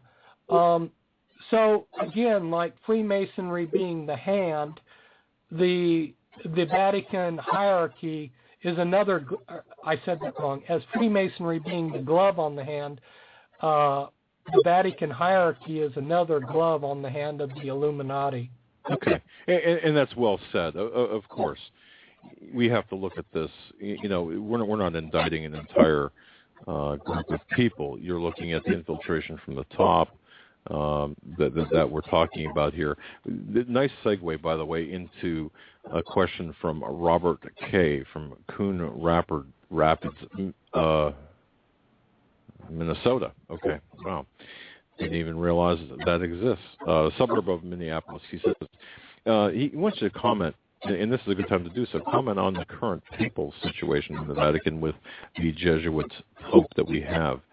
Planned? Was this kind of a coup in his question that he's asking in the Vatican? Well, a coup would imply that they had overthrown a previous power, and what I would postulate is that it was already corrupted before the new pope. I don't believe this is going to be the last pope, and I think that people are spurious in the way they're interpreting how they're making up prophecies and so forth. But no, we're just looking at more of the same thing. They're just looking more in our face. If we look at, what's been written about in the externalization of the hierarchy, we see that Alice Bailey, who was Illuminati, she basically paraphrasing and condensing the concept down. she basically says we're going to get more and more in people's face with what's going on. So we're just seeing the trend to just, they're going for broke. They're being more open about what they're doing. Okay, so they got a Jesuit. They're just going to, they're not afraid of us seeing a Jesuit as a pope. Okay, so what you're seeing, or what you're saying, is that we're seeing essentially a fulfillment of their agenda at work here. Okay, exactly. And all of this has been planned. Now we're seeing it come to fruition. Interesting.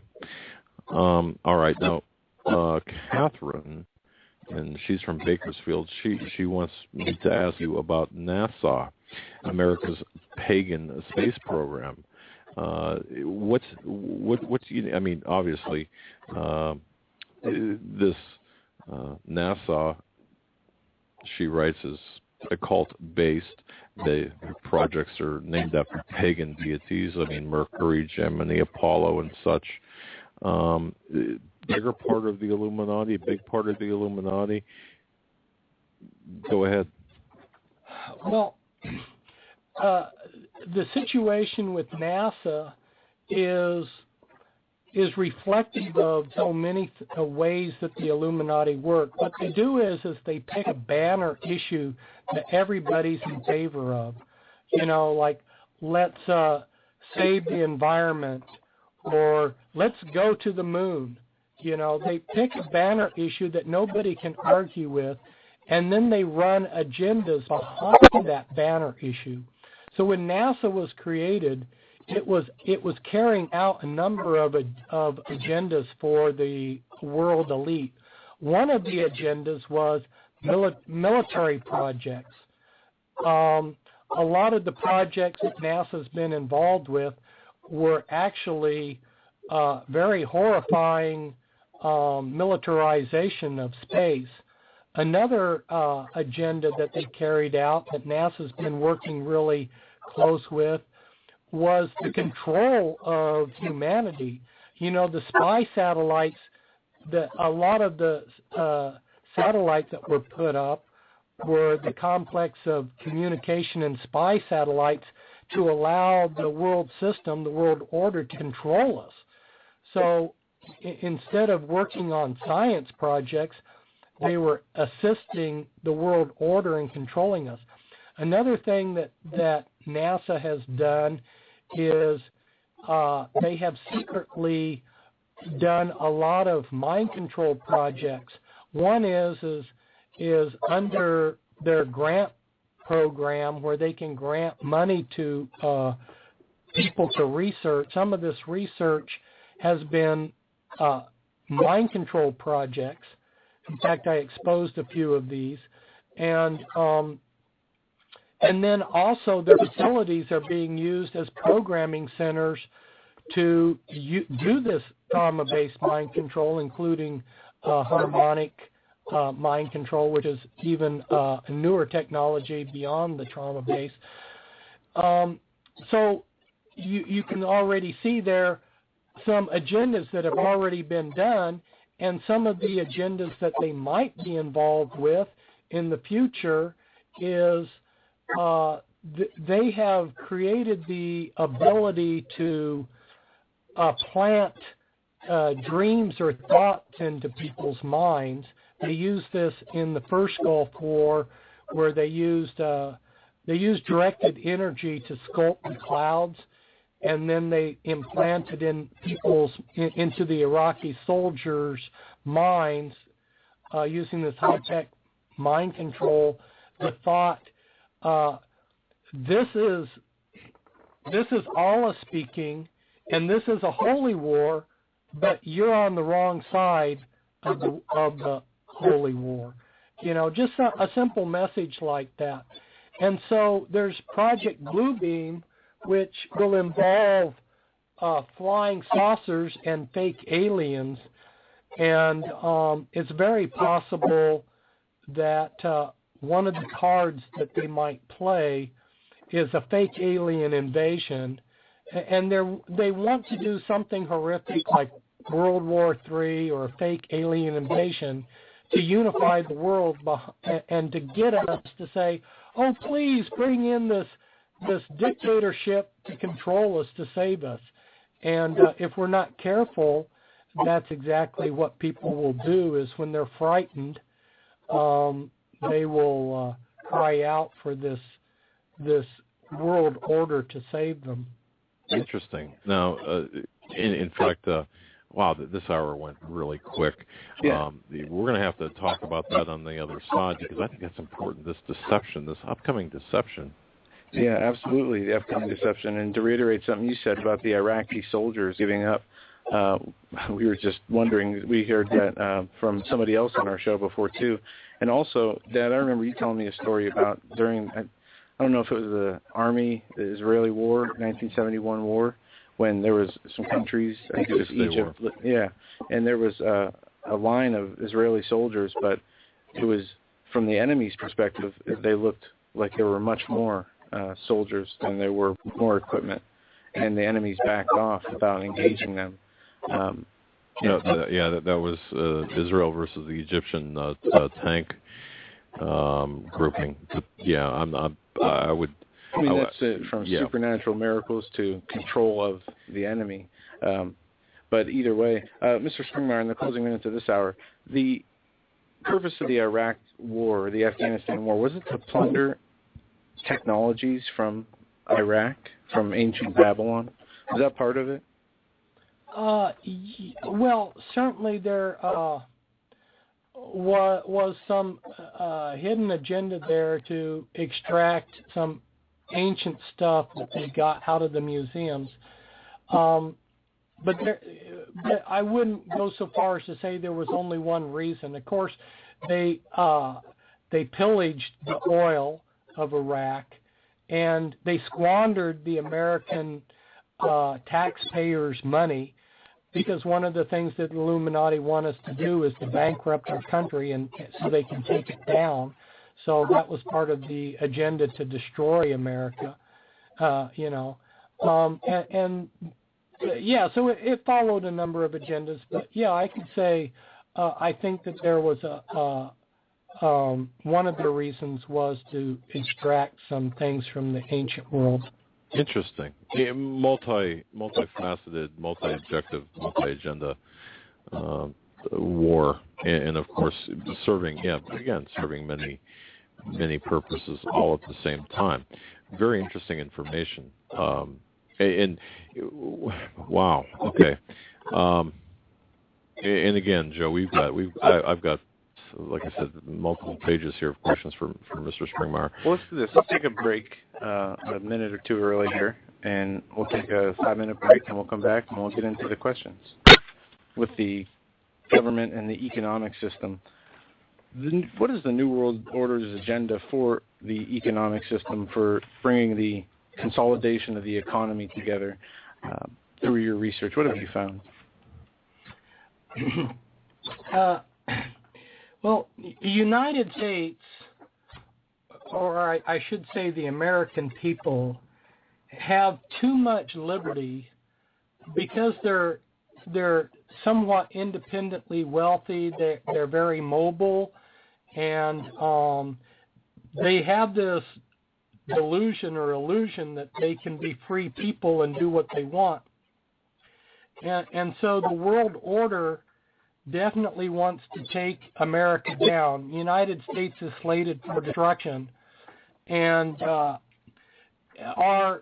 finances, United States as an entity, is being bankrupted. You'll see the enormous amount of money that's wasted through wars, that's wasted through NASA. We were just talking about NASA, on projects that don't benefit, don't give us any financial reward. They're just pouring trillions of dollars into these things to bankrupt our country as fast as they can. And on the other side of things, the BRIC agreement, you've got Brazil, Russia, India, China as the leaders. They have come together and China has secretly negotiated agreements with the East Asian countries, and they have secretly created, and you're going to say, well, Fritz, I haven't heard this before. No, I'm just telling you inside information. Just because you haven't heard it before doesn't mean that it's not true. They have created the red plum currency. They are going to dethrone the United States as the world's reserve currency. Russia and China have been building, and India too, have been building up stocks of oil, gold, other tangible resources, so that when they come out with new currency, that it will be fundamentally sounder. You know, right now all the United States Federal Reserve notes are just funny money, and so they're going to create something that is sounder and something that will replace the American dollar. So we can continue to expect horrible things to happen financially to the United States, and the global elite, the Illuminati kingpins and their Fortune 500 companies. All of the Fortune 500 companies have offices in Shanghai, China, right? And these people, like the Rothschilds, have been investing large shares of money into China for since the 90s. And they're building up China, and they're going to make profits through China.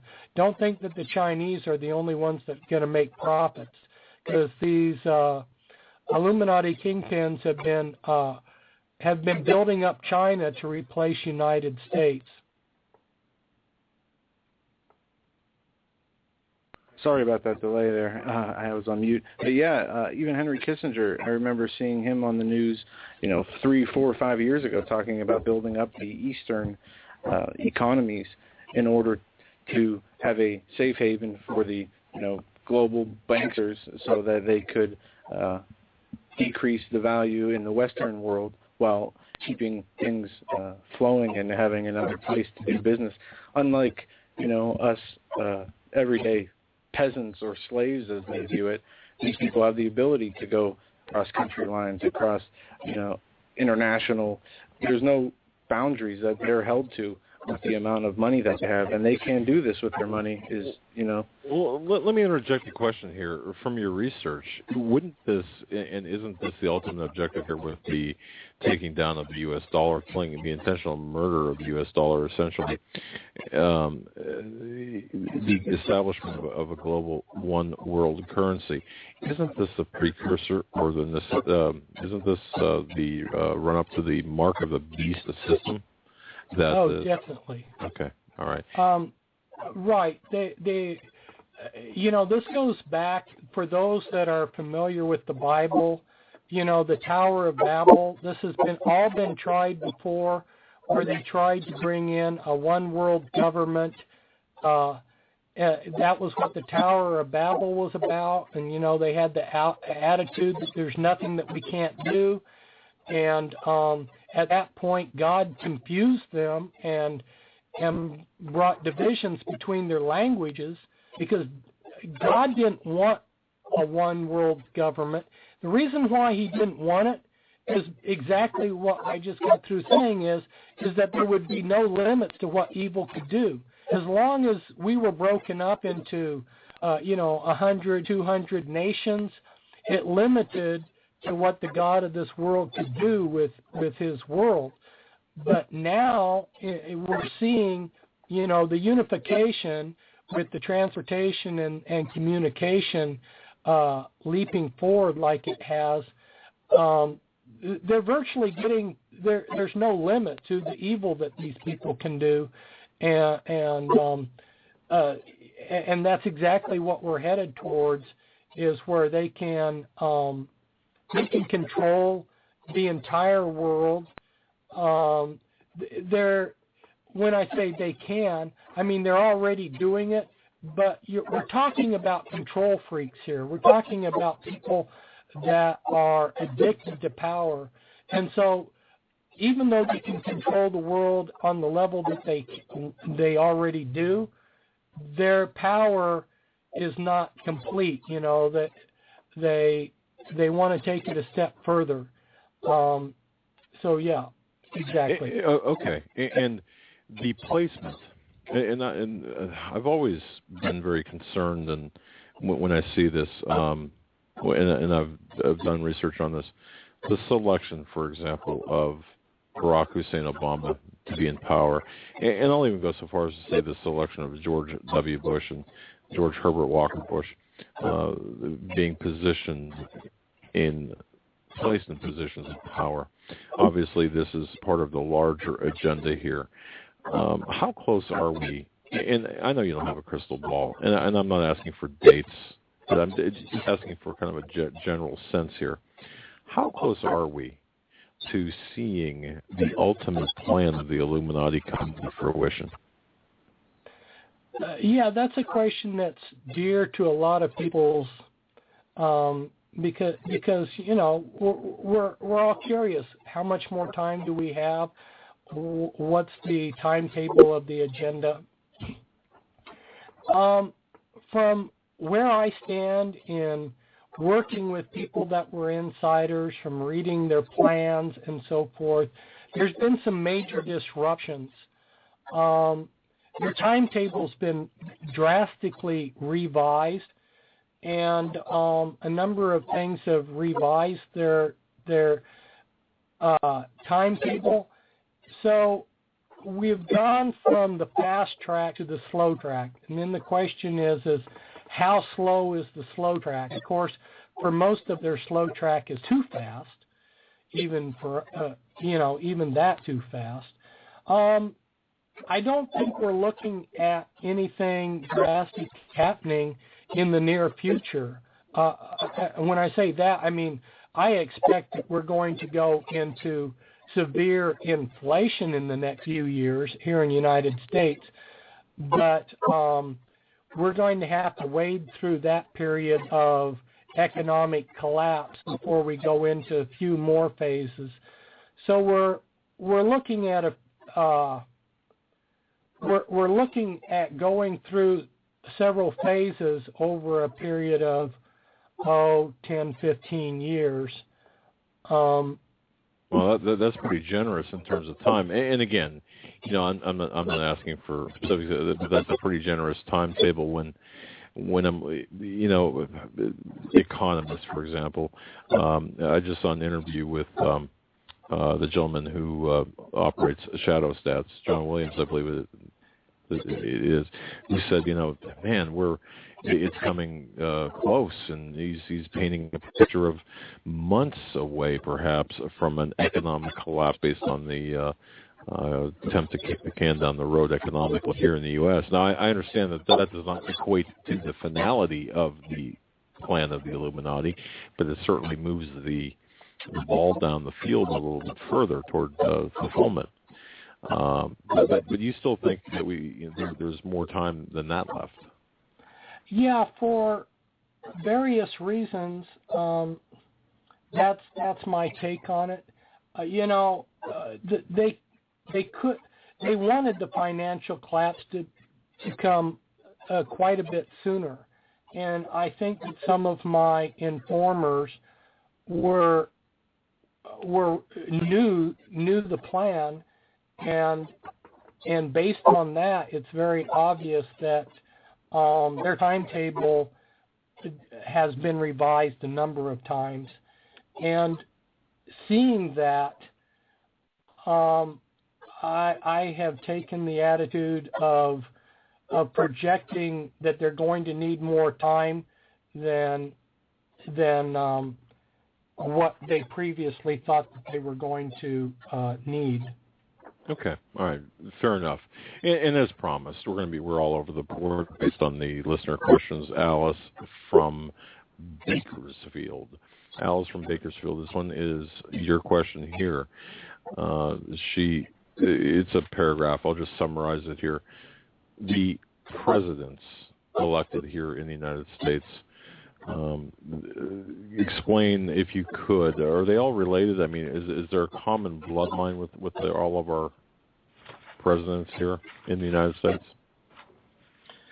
One of the things that I was pleased with, or I guess you could say proud of in a sense, was in my Bloodlines of the Illuminati book, I give a genealogy chart showing how 25 American presidents are closely related. It's in the front and the back of the book, both. The larger blown up versions in the back. So there in one chart, in one genealogy chart, you can see how 25 presidents are closely related. And then I give a series of other genealogy charts, showing how something like 15 presidents are descended from the English Plantagenet kings, how Edward I and his son, how so many presidents are descendant from them, and then I showed genealogy chart too of the European royal bloodline, which is called the Holy Bloodline, the Merovingian bloodline. How there's a whole number of American presidents that are related to that bloodline. So a number of very prominent Illuminati bloodlines have contributed presidents. Not all. I don't think all presidents have been bloodline, because some of them have just been sort of like lackeys of the bloodlines. But we're definitely, from the start, when we had our American Revolution, we thought that we overthrew these bloodlines. We thought that we had overthrown royalty and all of this aristocratic nonsense. But what my genealogy charts show is that we thought we had, but they snuck in behind us. They just went undercover, or under the current, so to speak, and a lot of our presidents have been part of these secret societies too. That's why on one of my pages I show pictures of a number of them in their Masonic garb, or like Ronald Reagan on the cover of the New Age magazine, receiving his honorary 33rd degree in Freemasonry, So, we thought we got away from all of that, and unfortunately, they snuck around on us and continued their control. And not only that, but just realize too, presidents and politicians are really prostitutes. Politicians and prostitutes, same thing, because they work for money and think who has all the money. Yeah. So that leads right to the next question I wanted to ask. How much power does the president really have today?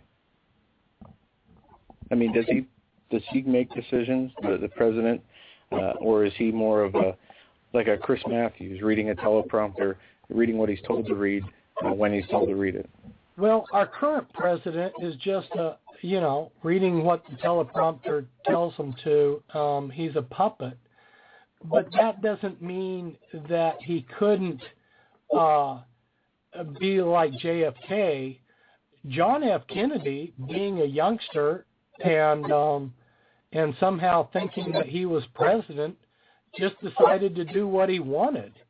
And across the board, if you look at what their agenda was and what he was doing, he was shutting their agenda down.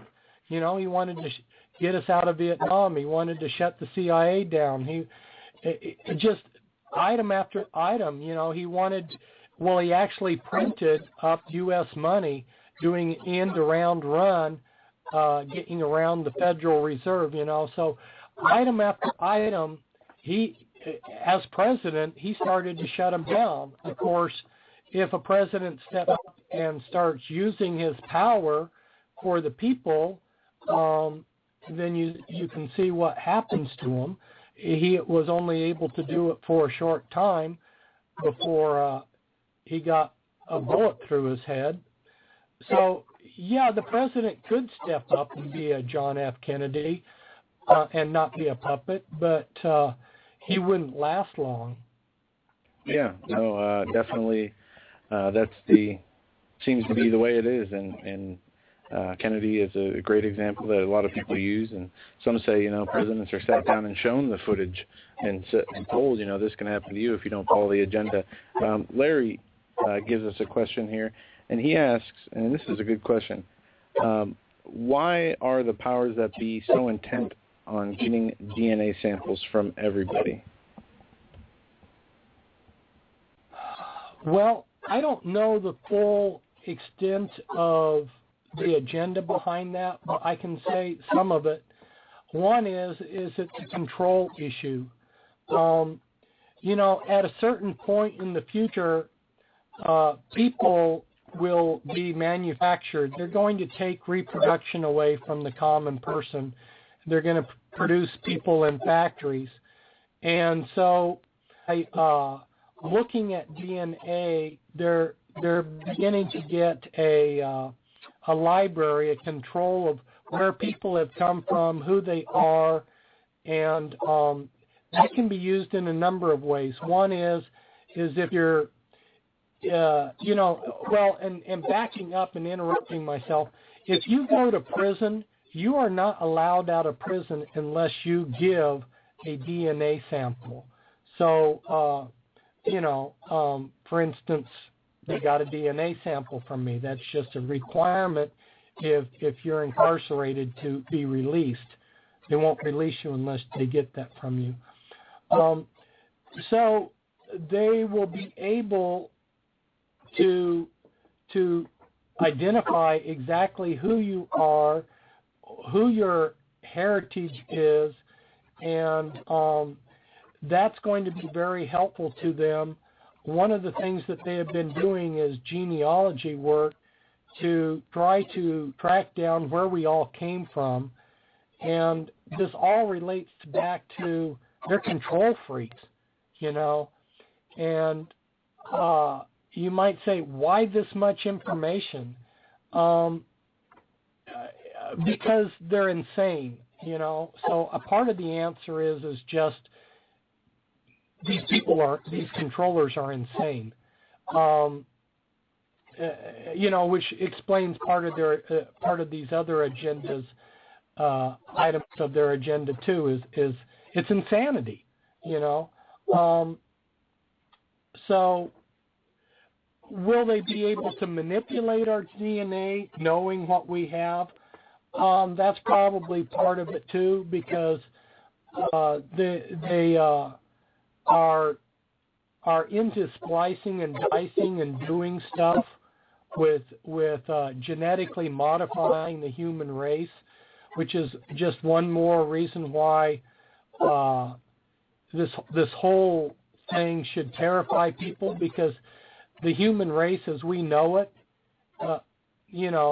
given these people's agenda, may be altered and totally altered and not even around in 50 years or 100 years.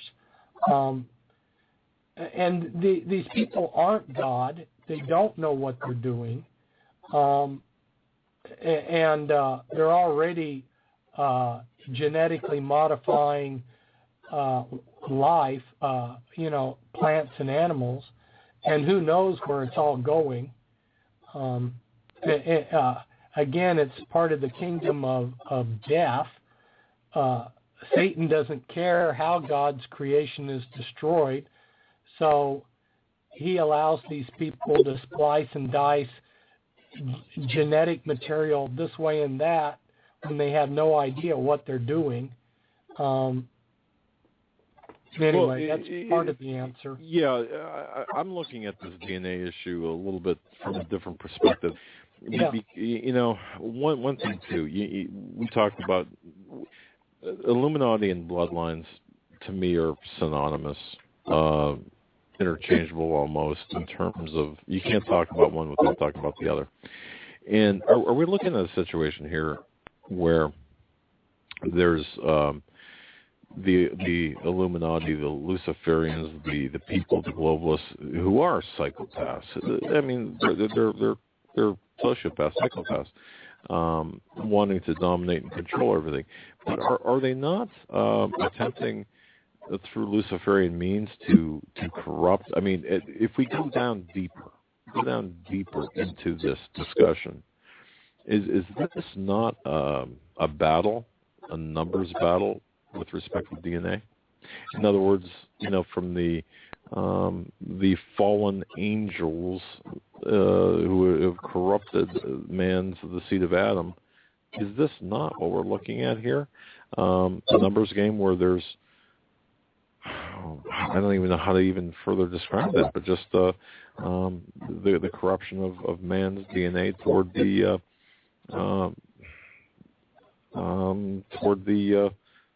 demonic. Yeah, the corruption of God's creation. Yeah, definitely.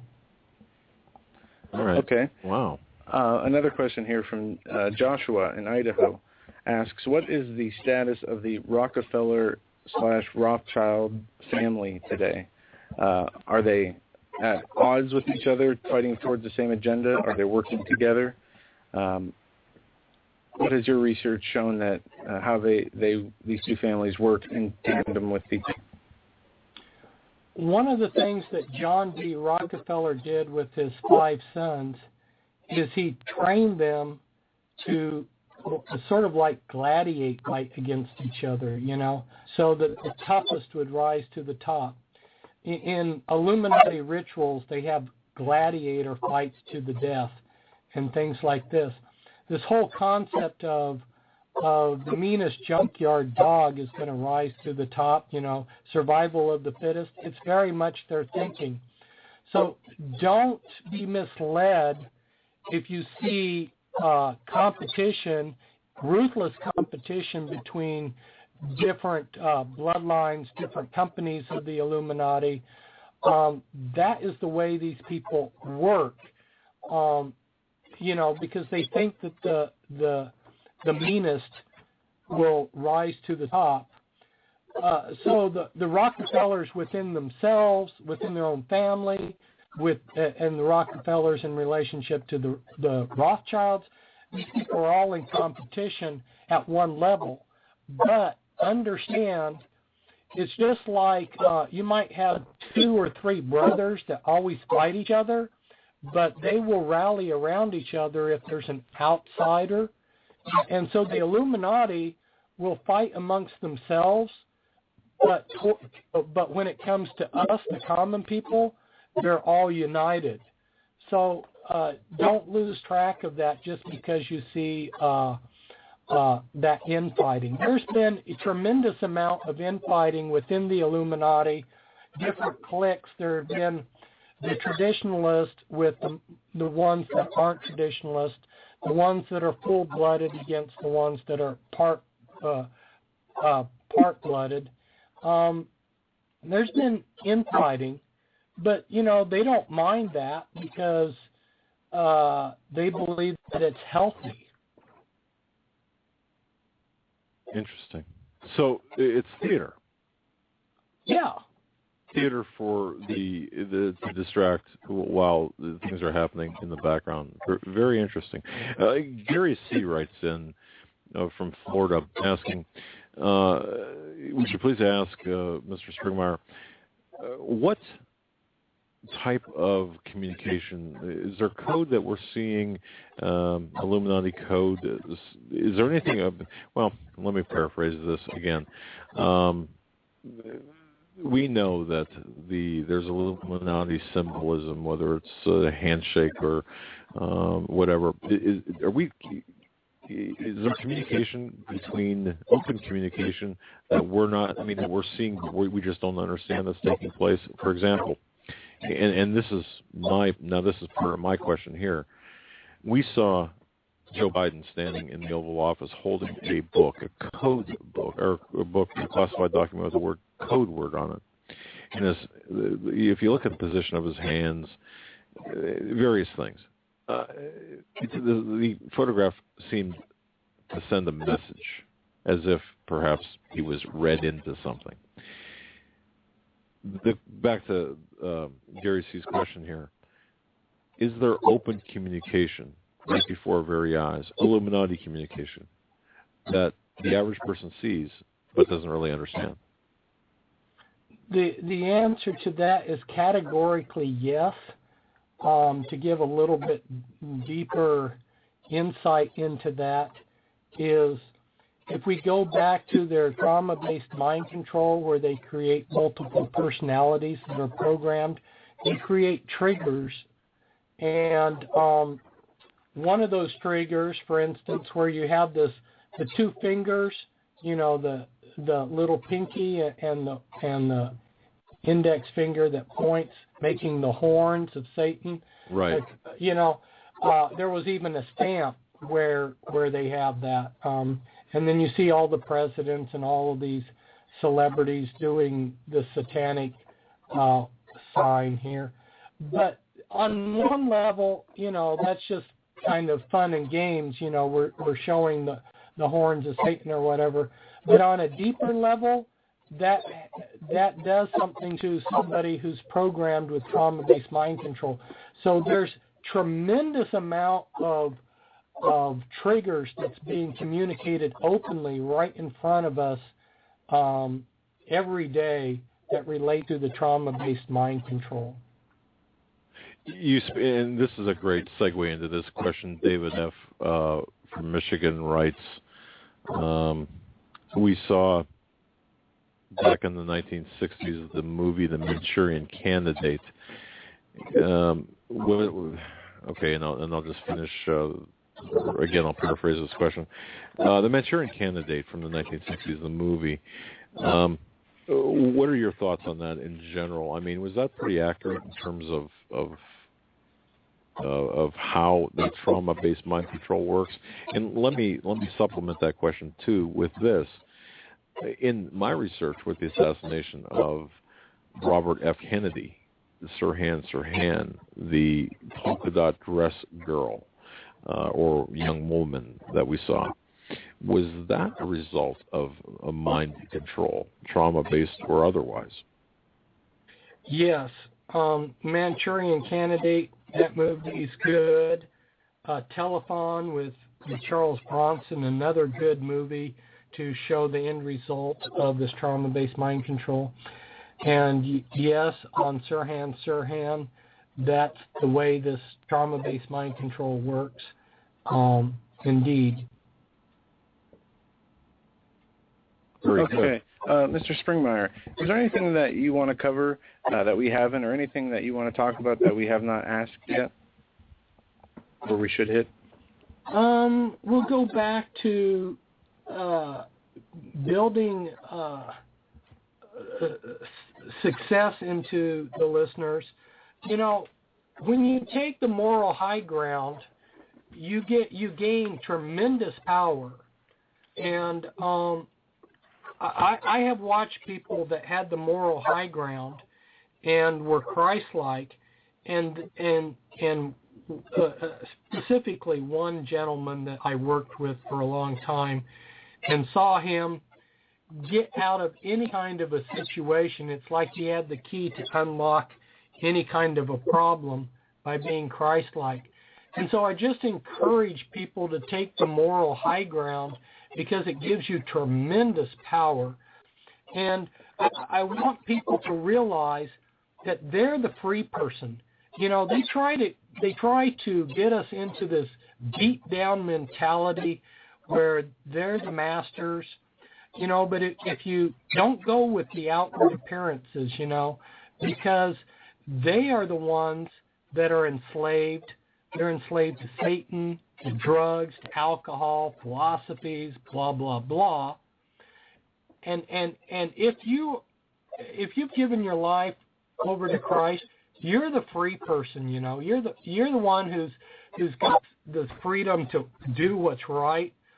And so you're the free person, and don't let them beat you down.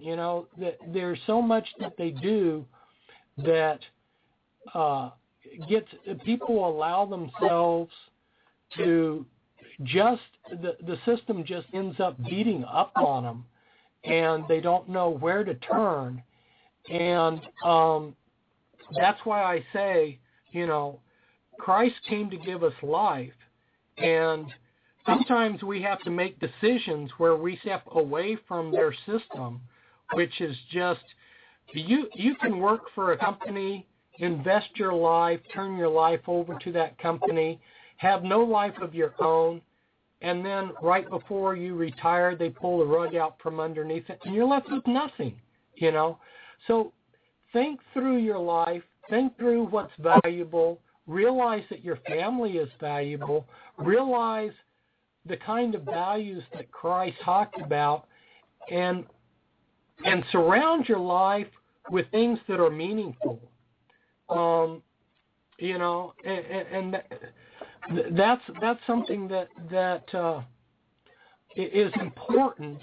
When I was working with people that had been programmed by the Illuminati's total mind control, in order to get them free of the Illuminati, you had to offer them something that was more powerful and better than the Illuminati. The Illuminati has lots of power. How do you show someone like that something better? Well, when you start stepping out in faith in God, you start seeing God do miracles, and you start seeing that there's a power greater than Satan, and you're able to show people that there is a life out there. There's a wonderful life to be had, and that's what I want to hold out to the listeners is step out of the negativity and all of the crud that we're being drowned in, and step out and take control of your life. When I was incarcerated, I found out something that was so true, that if we don't grab a hold of our lives, if we don't grab a hold of our time and use it, that the time will grab a hold of us and just beat us to death.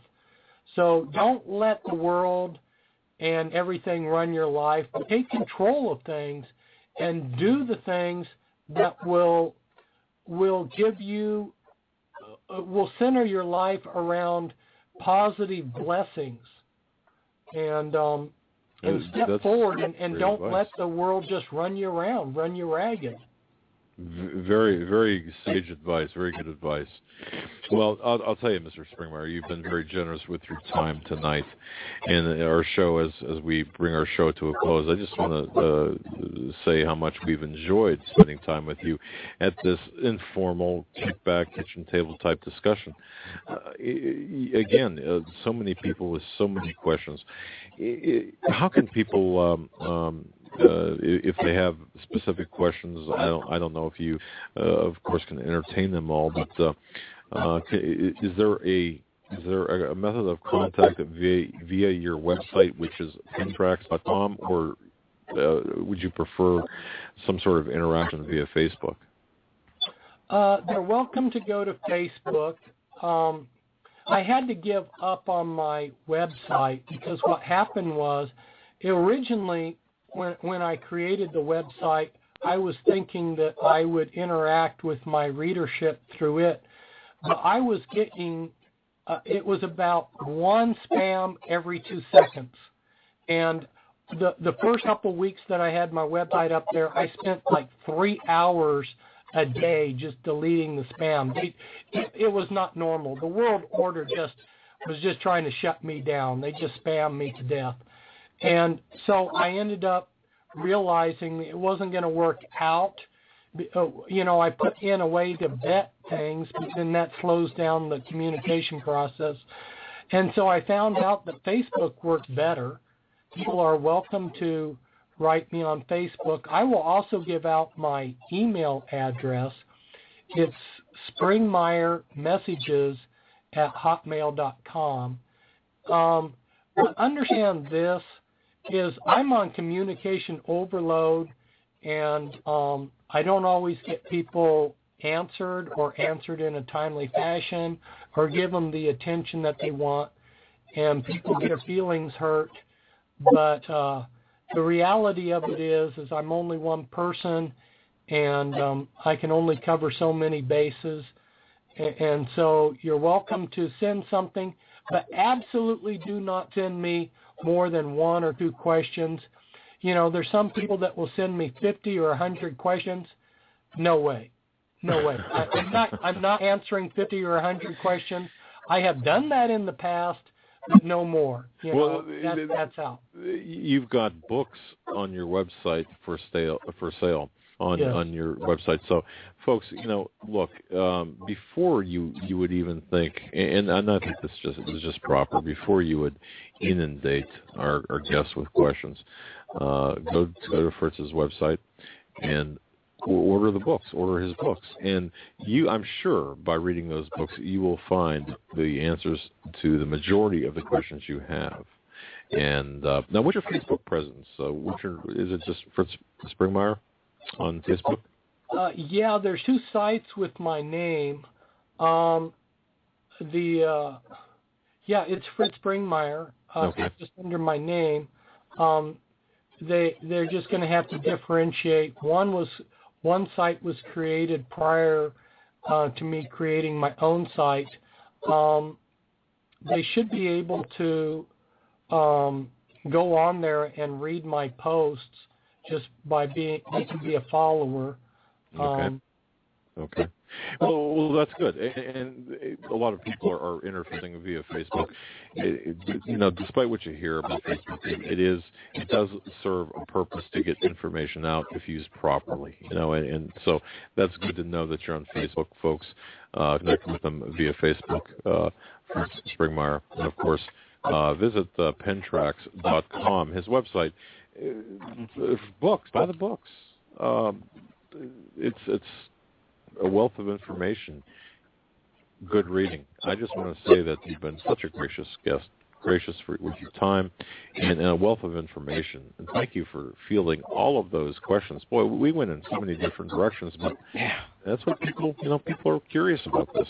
So we really want to thank you very, very much for your time. And as we bring the program to a close, Mr. Springmeier, I just want to say God bless you and thank you, and we wish you the best of luck. Yeah, thank you so much. It's been such a great show. Well, thank you, Joe. Thank you, Doug, for this wonderful opportunity, and the same to you. You know, that I just pray that God continues to bless you, and obviously you're doing something tremendously right, that you have got the 6 million people out there that are watching you, and this is great. Thank you for the privilege, and thanks to all the listeners for listening. Well, God bless. Absolutely. We'll have to do it again, sir. And you have a great night, and it has been a pleasure, and we'll be in touch. Okay, thank you. All right, God bless. God Folks, bless. that was Mr. Fritz Springmeier, and he's a legend, actually. Legend out there on the internet. Is author, very prolific author, prolific writer. I would urge everyone to check out his information at pentrax.com, his books via his website, as well as his Facebook posting. So it's extremely it's really great. It is really great that he spent this much time with us. And folks, you can watch his interview too. Is on alex+Jones, Infowars.com. Back from January 28th, 2012, Alex Jones had him on, and there you can see he's actually on video. There's about four different segments that you can access on Infowars.com. Literal encyclopedia of rare, unbelievable information, referring to his works and publications, but certainly a lot of information conveyed on that interview. Now, before we close out the show, we do have to touch on a few pieces of news that I believe are extremely important. You know, I think we need to close the show right now, and no news. No, I'm kidding. No. There are a lot. There's so much. I thought maybe we might have. I thought maybe we might have had a problem. No, One thing I just want to read this headline and something we can get into later. UN peacekeeping troops face scandal on sex crimes and corruption. United Nations so-called peacekeeping troops are once again at the center of global outrage. Among the scandals, UN forces under its command are facing lawsuits and fresh waves of criticism from everything from corruption and lawlessness to spreading deadly diseases and even sexually abusing civilian populations in countries they occupy, an ongoing problem with the UN troops that has been documented around the world. And that's just the first paragraph of the article. That's a very frightening, well, not frightening, but it's very disturbing about the UN. And of course, this global governance issue, we're facing this global governance issue. And we've talked about this before. Folks, it's coming. I mean, this is, I don't mean to be, using scare tactics, but it's coming. And we're facing this global dominance, this one world government, this one world, New World Order. And we've got to be very vigilant and watch what's happening. Anyway, the one thing I did want to mention is, and I got so many emails about this today, about the young lady who had gotten up, and we talked about this at the show open, the young lady in the stenographer. Correct, 20-year career stenographer in the House chambers. Do you have updates on that? Because some people in the chat room did comment that she was taken to a mental hospital, and I haven't verified this, but that's my understanding. I was attempting early on, and I didn't report on this, or I didn't write about it. In fact, I did not update the website today, but look for a large update here in the next 24 hours with information and some upgrades now that the migration is. For those who didn't hear, we are moving our website to a different server, and of course that does play havoc with updates and what have you. So especially when they don't comply with each other, the one to the other. Yeah, actually, what Mr. Springmeyer said about them getting spammed and such. Our databases were intentionally corrupted. Can you believe that? I mean, obviously. I think that you're making it up. And no. Yeah. Did you have any more on that? Because I got another headline here. Just real quick. Yes. The fact. I mean, she was. The last bit of information I have, and this is coming from a Washington, D.C. source, well, actually outside of Washington, D.C., she was taken for evaluation. Now, there's apparently, and I haven't confirmed this, but this is on pretty good authority. Do we know if she willingly went or was taken? She was taken by force. And I just want to touch on a few things real quick here. Out of the emails I received to make sure that I saw this, this one comes from John B., and that's all I'll say. Take a look at the C-SPAN video. Now, obviously, you're looking at a situation that has taken place. You're looking at unexpected, at least we're led to believe an unexpected situation taking place. He writes, pay attention to the man at the bottom of the screen with the white hair.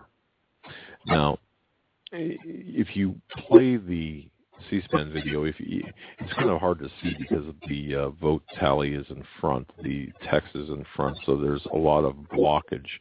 But watch the actions of this stenographer prior to her getting up and taking the microphone. Now, this could very well be innocuous. This could be whatever. I mean, however, John B. writes, it looks like this woman is talking with this gentleman. He says something, and she gets up and goes directly to the podium. Then he appears to send a text to somebody thereafter. It's rather interesting, don't you think? And on a forum earlier, the audio and video were together. Now it's gone. Now you have to find both in different places. Now, that's something that I suppose could be explained away. But I'm very. I looked at that C-SPAN video, Joe, and I got to tell you something. I think John B's gone to something here. I don't know what it means. I have not seen the video. I heard the audio. Right. But as the chat room is saying, and I do agree that she needs to remain in our prayers. Well, yeah, of course. If you see somebody speaking out, I mean, she wasn't a clerk. She was not a assistant to a representative. This was a stenographer. This would be like being in a courtroom and having the court typewriter, lady, a stenographer, just getting up and going to the judge's microphone and speaking. Right, exactly. But this is in the House chamber, and of course, all to the House of Representatives, and you know. Did any House members melt, flee, or? No, but I think Hillary might have melted elsewhere. Well, she was elsewhere. But seriously, could this be? You know, we're all entranced by this young woman's behavior, this woman's behavior, and of course the media is saying that she's crazy. But is that the real explanation? Now, seriously, is that the real explanation? And then watch the video, and be carefully watch the video. What are we seeing in this video? And I'm posing that as a question. Are we seeing something, perhaps, that might not be, well, so readily explained? And I'm just bringing this up. It could be divine, or it could be a different kind of control. But I would say, just hearing the audio, the one time that I did, it sounded like the woman was speaking with the Holy Spirit, and it sounded like the Holy Spirit took her over. It's my contention that she was the most sane person at that time in those chambers. Yeah. But go ahead with your news, Joe. Another story that was very important, I saw that came out. ATF threatens French-style firing squad for agents who leak secrets. Yeah, Steve sent that was on Steve Quayle's website yesterday. This from the Washington Times, yeah. Yeah, and he sent that to us yesterday as well. Can you believe this? Yeah, after months of anguished debate over mass shootings, gun control, Second Amendment rights, the Justice Department finds itself on the defensive after a training manual surfaced that suggests federal agents could face a firing squad for leaking government secrets.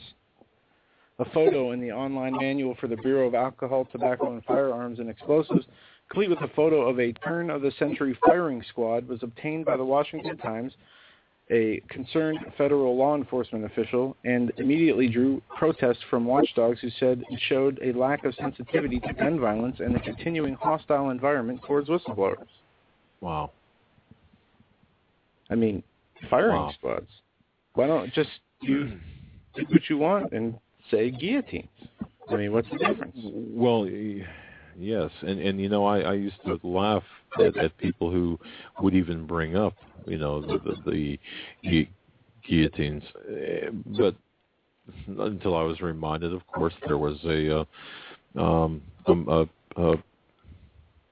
motion. Is that what I want to say? Motion? The law? Georgia? Yeah, one of the, right, okay. I was going to say one of the southern states, to bring that back as capital punishment. So we're seeing this really crazy, this really dire, this in my view, this acceleration toward a very unhappy ending here with respect to the ultimate objective of the Illuminatus and the Luciferian agenda, and I think that, and this leads me into the last thing I'll say for the night is this: tomorrow night, Steve Quayle and Pastor David Langford are coming on the show. Not Sunday night, but tomorrow night. Tomorrow night is going to be a very spiritual show. I was talking with Steve, and he said that he was talking with Pastor David Langford, and together they had a word about the rapid escalation toward this inability for us to buy, sell, or be part of the commerce if we don't give up our allegiance to Jesus, to God, to our faith. And talking with Steve today, he said, look, we're running out of time. There's not that much time left. And to segue that, I don't mean to interrupt you. No, that's fine. There's a article going around, Americans ready to kill over Obamacare. It says even though it doesn't officially kick off till the 1st of the next year, millions of Americans are already at each other's throats over it. Research from the U.S. Census Bureau shows that the country is now more divided than any other time in our history since the Civil War. And isn't that what, people have mocked and ridiculed my DHS source within DHS back in 2012 when I had written what he said, that it was the intent, and this was really before anyone uttered the words Civil War. It was the intent, or is the intent, of this regime to divide and conquer, to bring back or to put us in a position where civil war will be, it's going to become a reality. And it's going to be just like the first brother against brother, family member against family member, and you're going to have a level of betrayal among family members and neighbors, friends, co-workers, like never before seen. And it's all planned in the bowels of the White House, and elsewhere in DHS. And DHS, why do you think all the ammunition was purchased? You don't think they're going to use that? Of course they are. Target practice. Of course. Yeah, when I went to the range this past week, I used hollow points. No. So folks, we have to be very careful. So tomorrow night, Pastor David Langford and Steve Quayle talking about the rapid escalation toward the inability for us to engage in commerce. And of course, that equates to the mark of the beast system. Are we going to be out in the cold, folks? Are we going to be out with? Better to be out in the cold with Jesus than to be, in the conformity club and going to hell. Absolutely. Well, yeah, it's and Steve Quayle said it exactly. It's really a battle for your soul, for eternal salvation. There is no choice, ladies and gentlemen. You only have one choice, and that is, of course, if you want to have eternal salvation. And I would much rather have eternal salvation than temporary pleasure with or being able to engage in commerce. But that's going to be an interesting show tomorrow. Pastor David Langford and Steve Quayle. In fact, it's on our website, HomelandSecurityUS.com. That's HomelandSecurityUS.com. Please share that with your friends. Let people know about it. And I hope people will be here to listen. I don't know how many people are going to take the president's words today, and stick with them. How he said we need to stop paying attention to bloggers and media talking heads and radio show hosts and start worrying about how to govern this country. Yeah, I was wondering about that because the phone rang in our office and it was Valerie Jarrett on the phone saying, "Hey, Obama was talking about you folks." No, obviously I'm just being facetious, but she's seriously, welcome to listen. But she was obeying her own orders. I believe, Joe, that the new media, as we are a part of, Dave Hodges, others, Steve Quayle, Russ Dizdar, look, we're all part of the new media that we're making a difference, and they're running scared. Look, I don't know how long. This could be our last show. Tomorrow could be our last show. And that's what Steve said to me today. Yes, you just don't know how long we have. That's why we got to be grateful for what we do have, and always be trying to help one another and grow more on a daily, minute-by-minute basis. With that, we reached the absolute end of the program. God bless each and every one of you. Until tomorrow night, stay safe. See you then. Good night, everyone.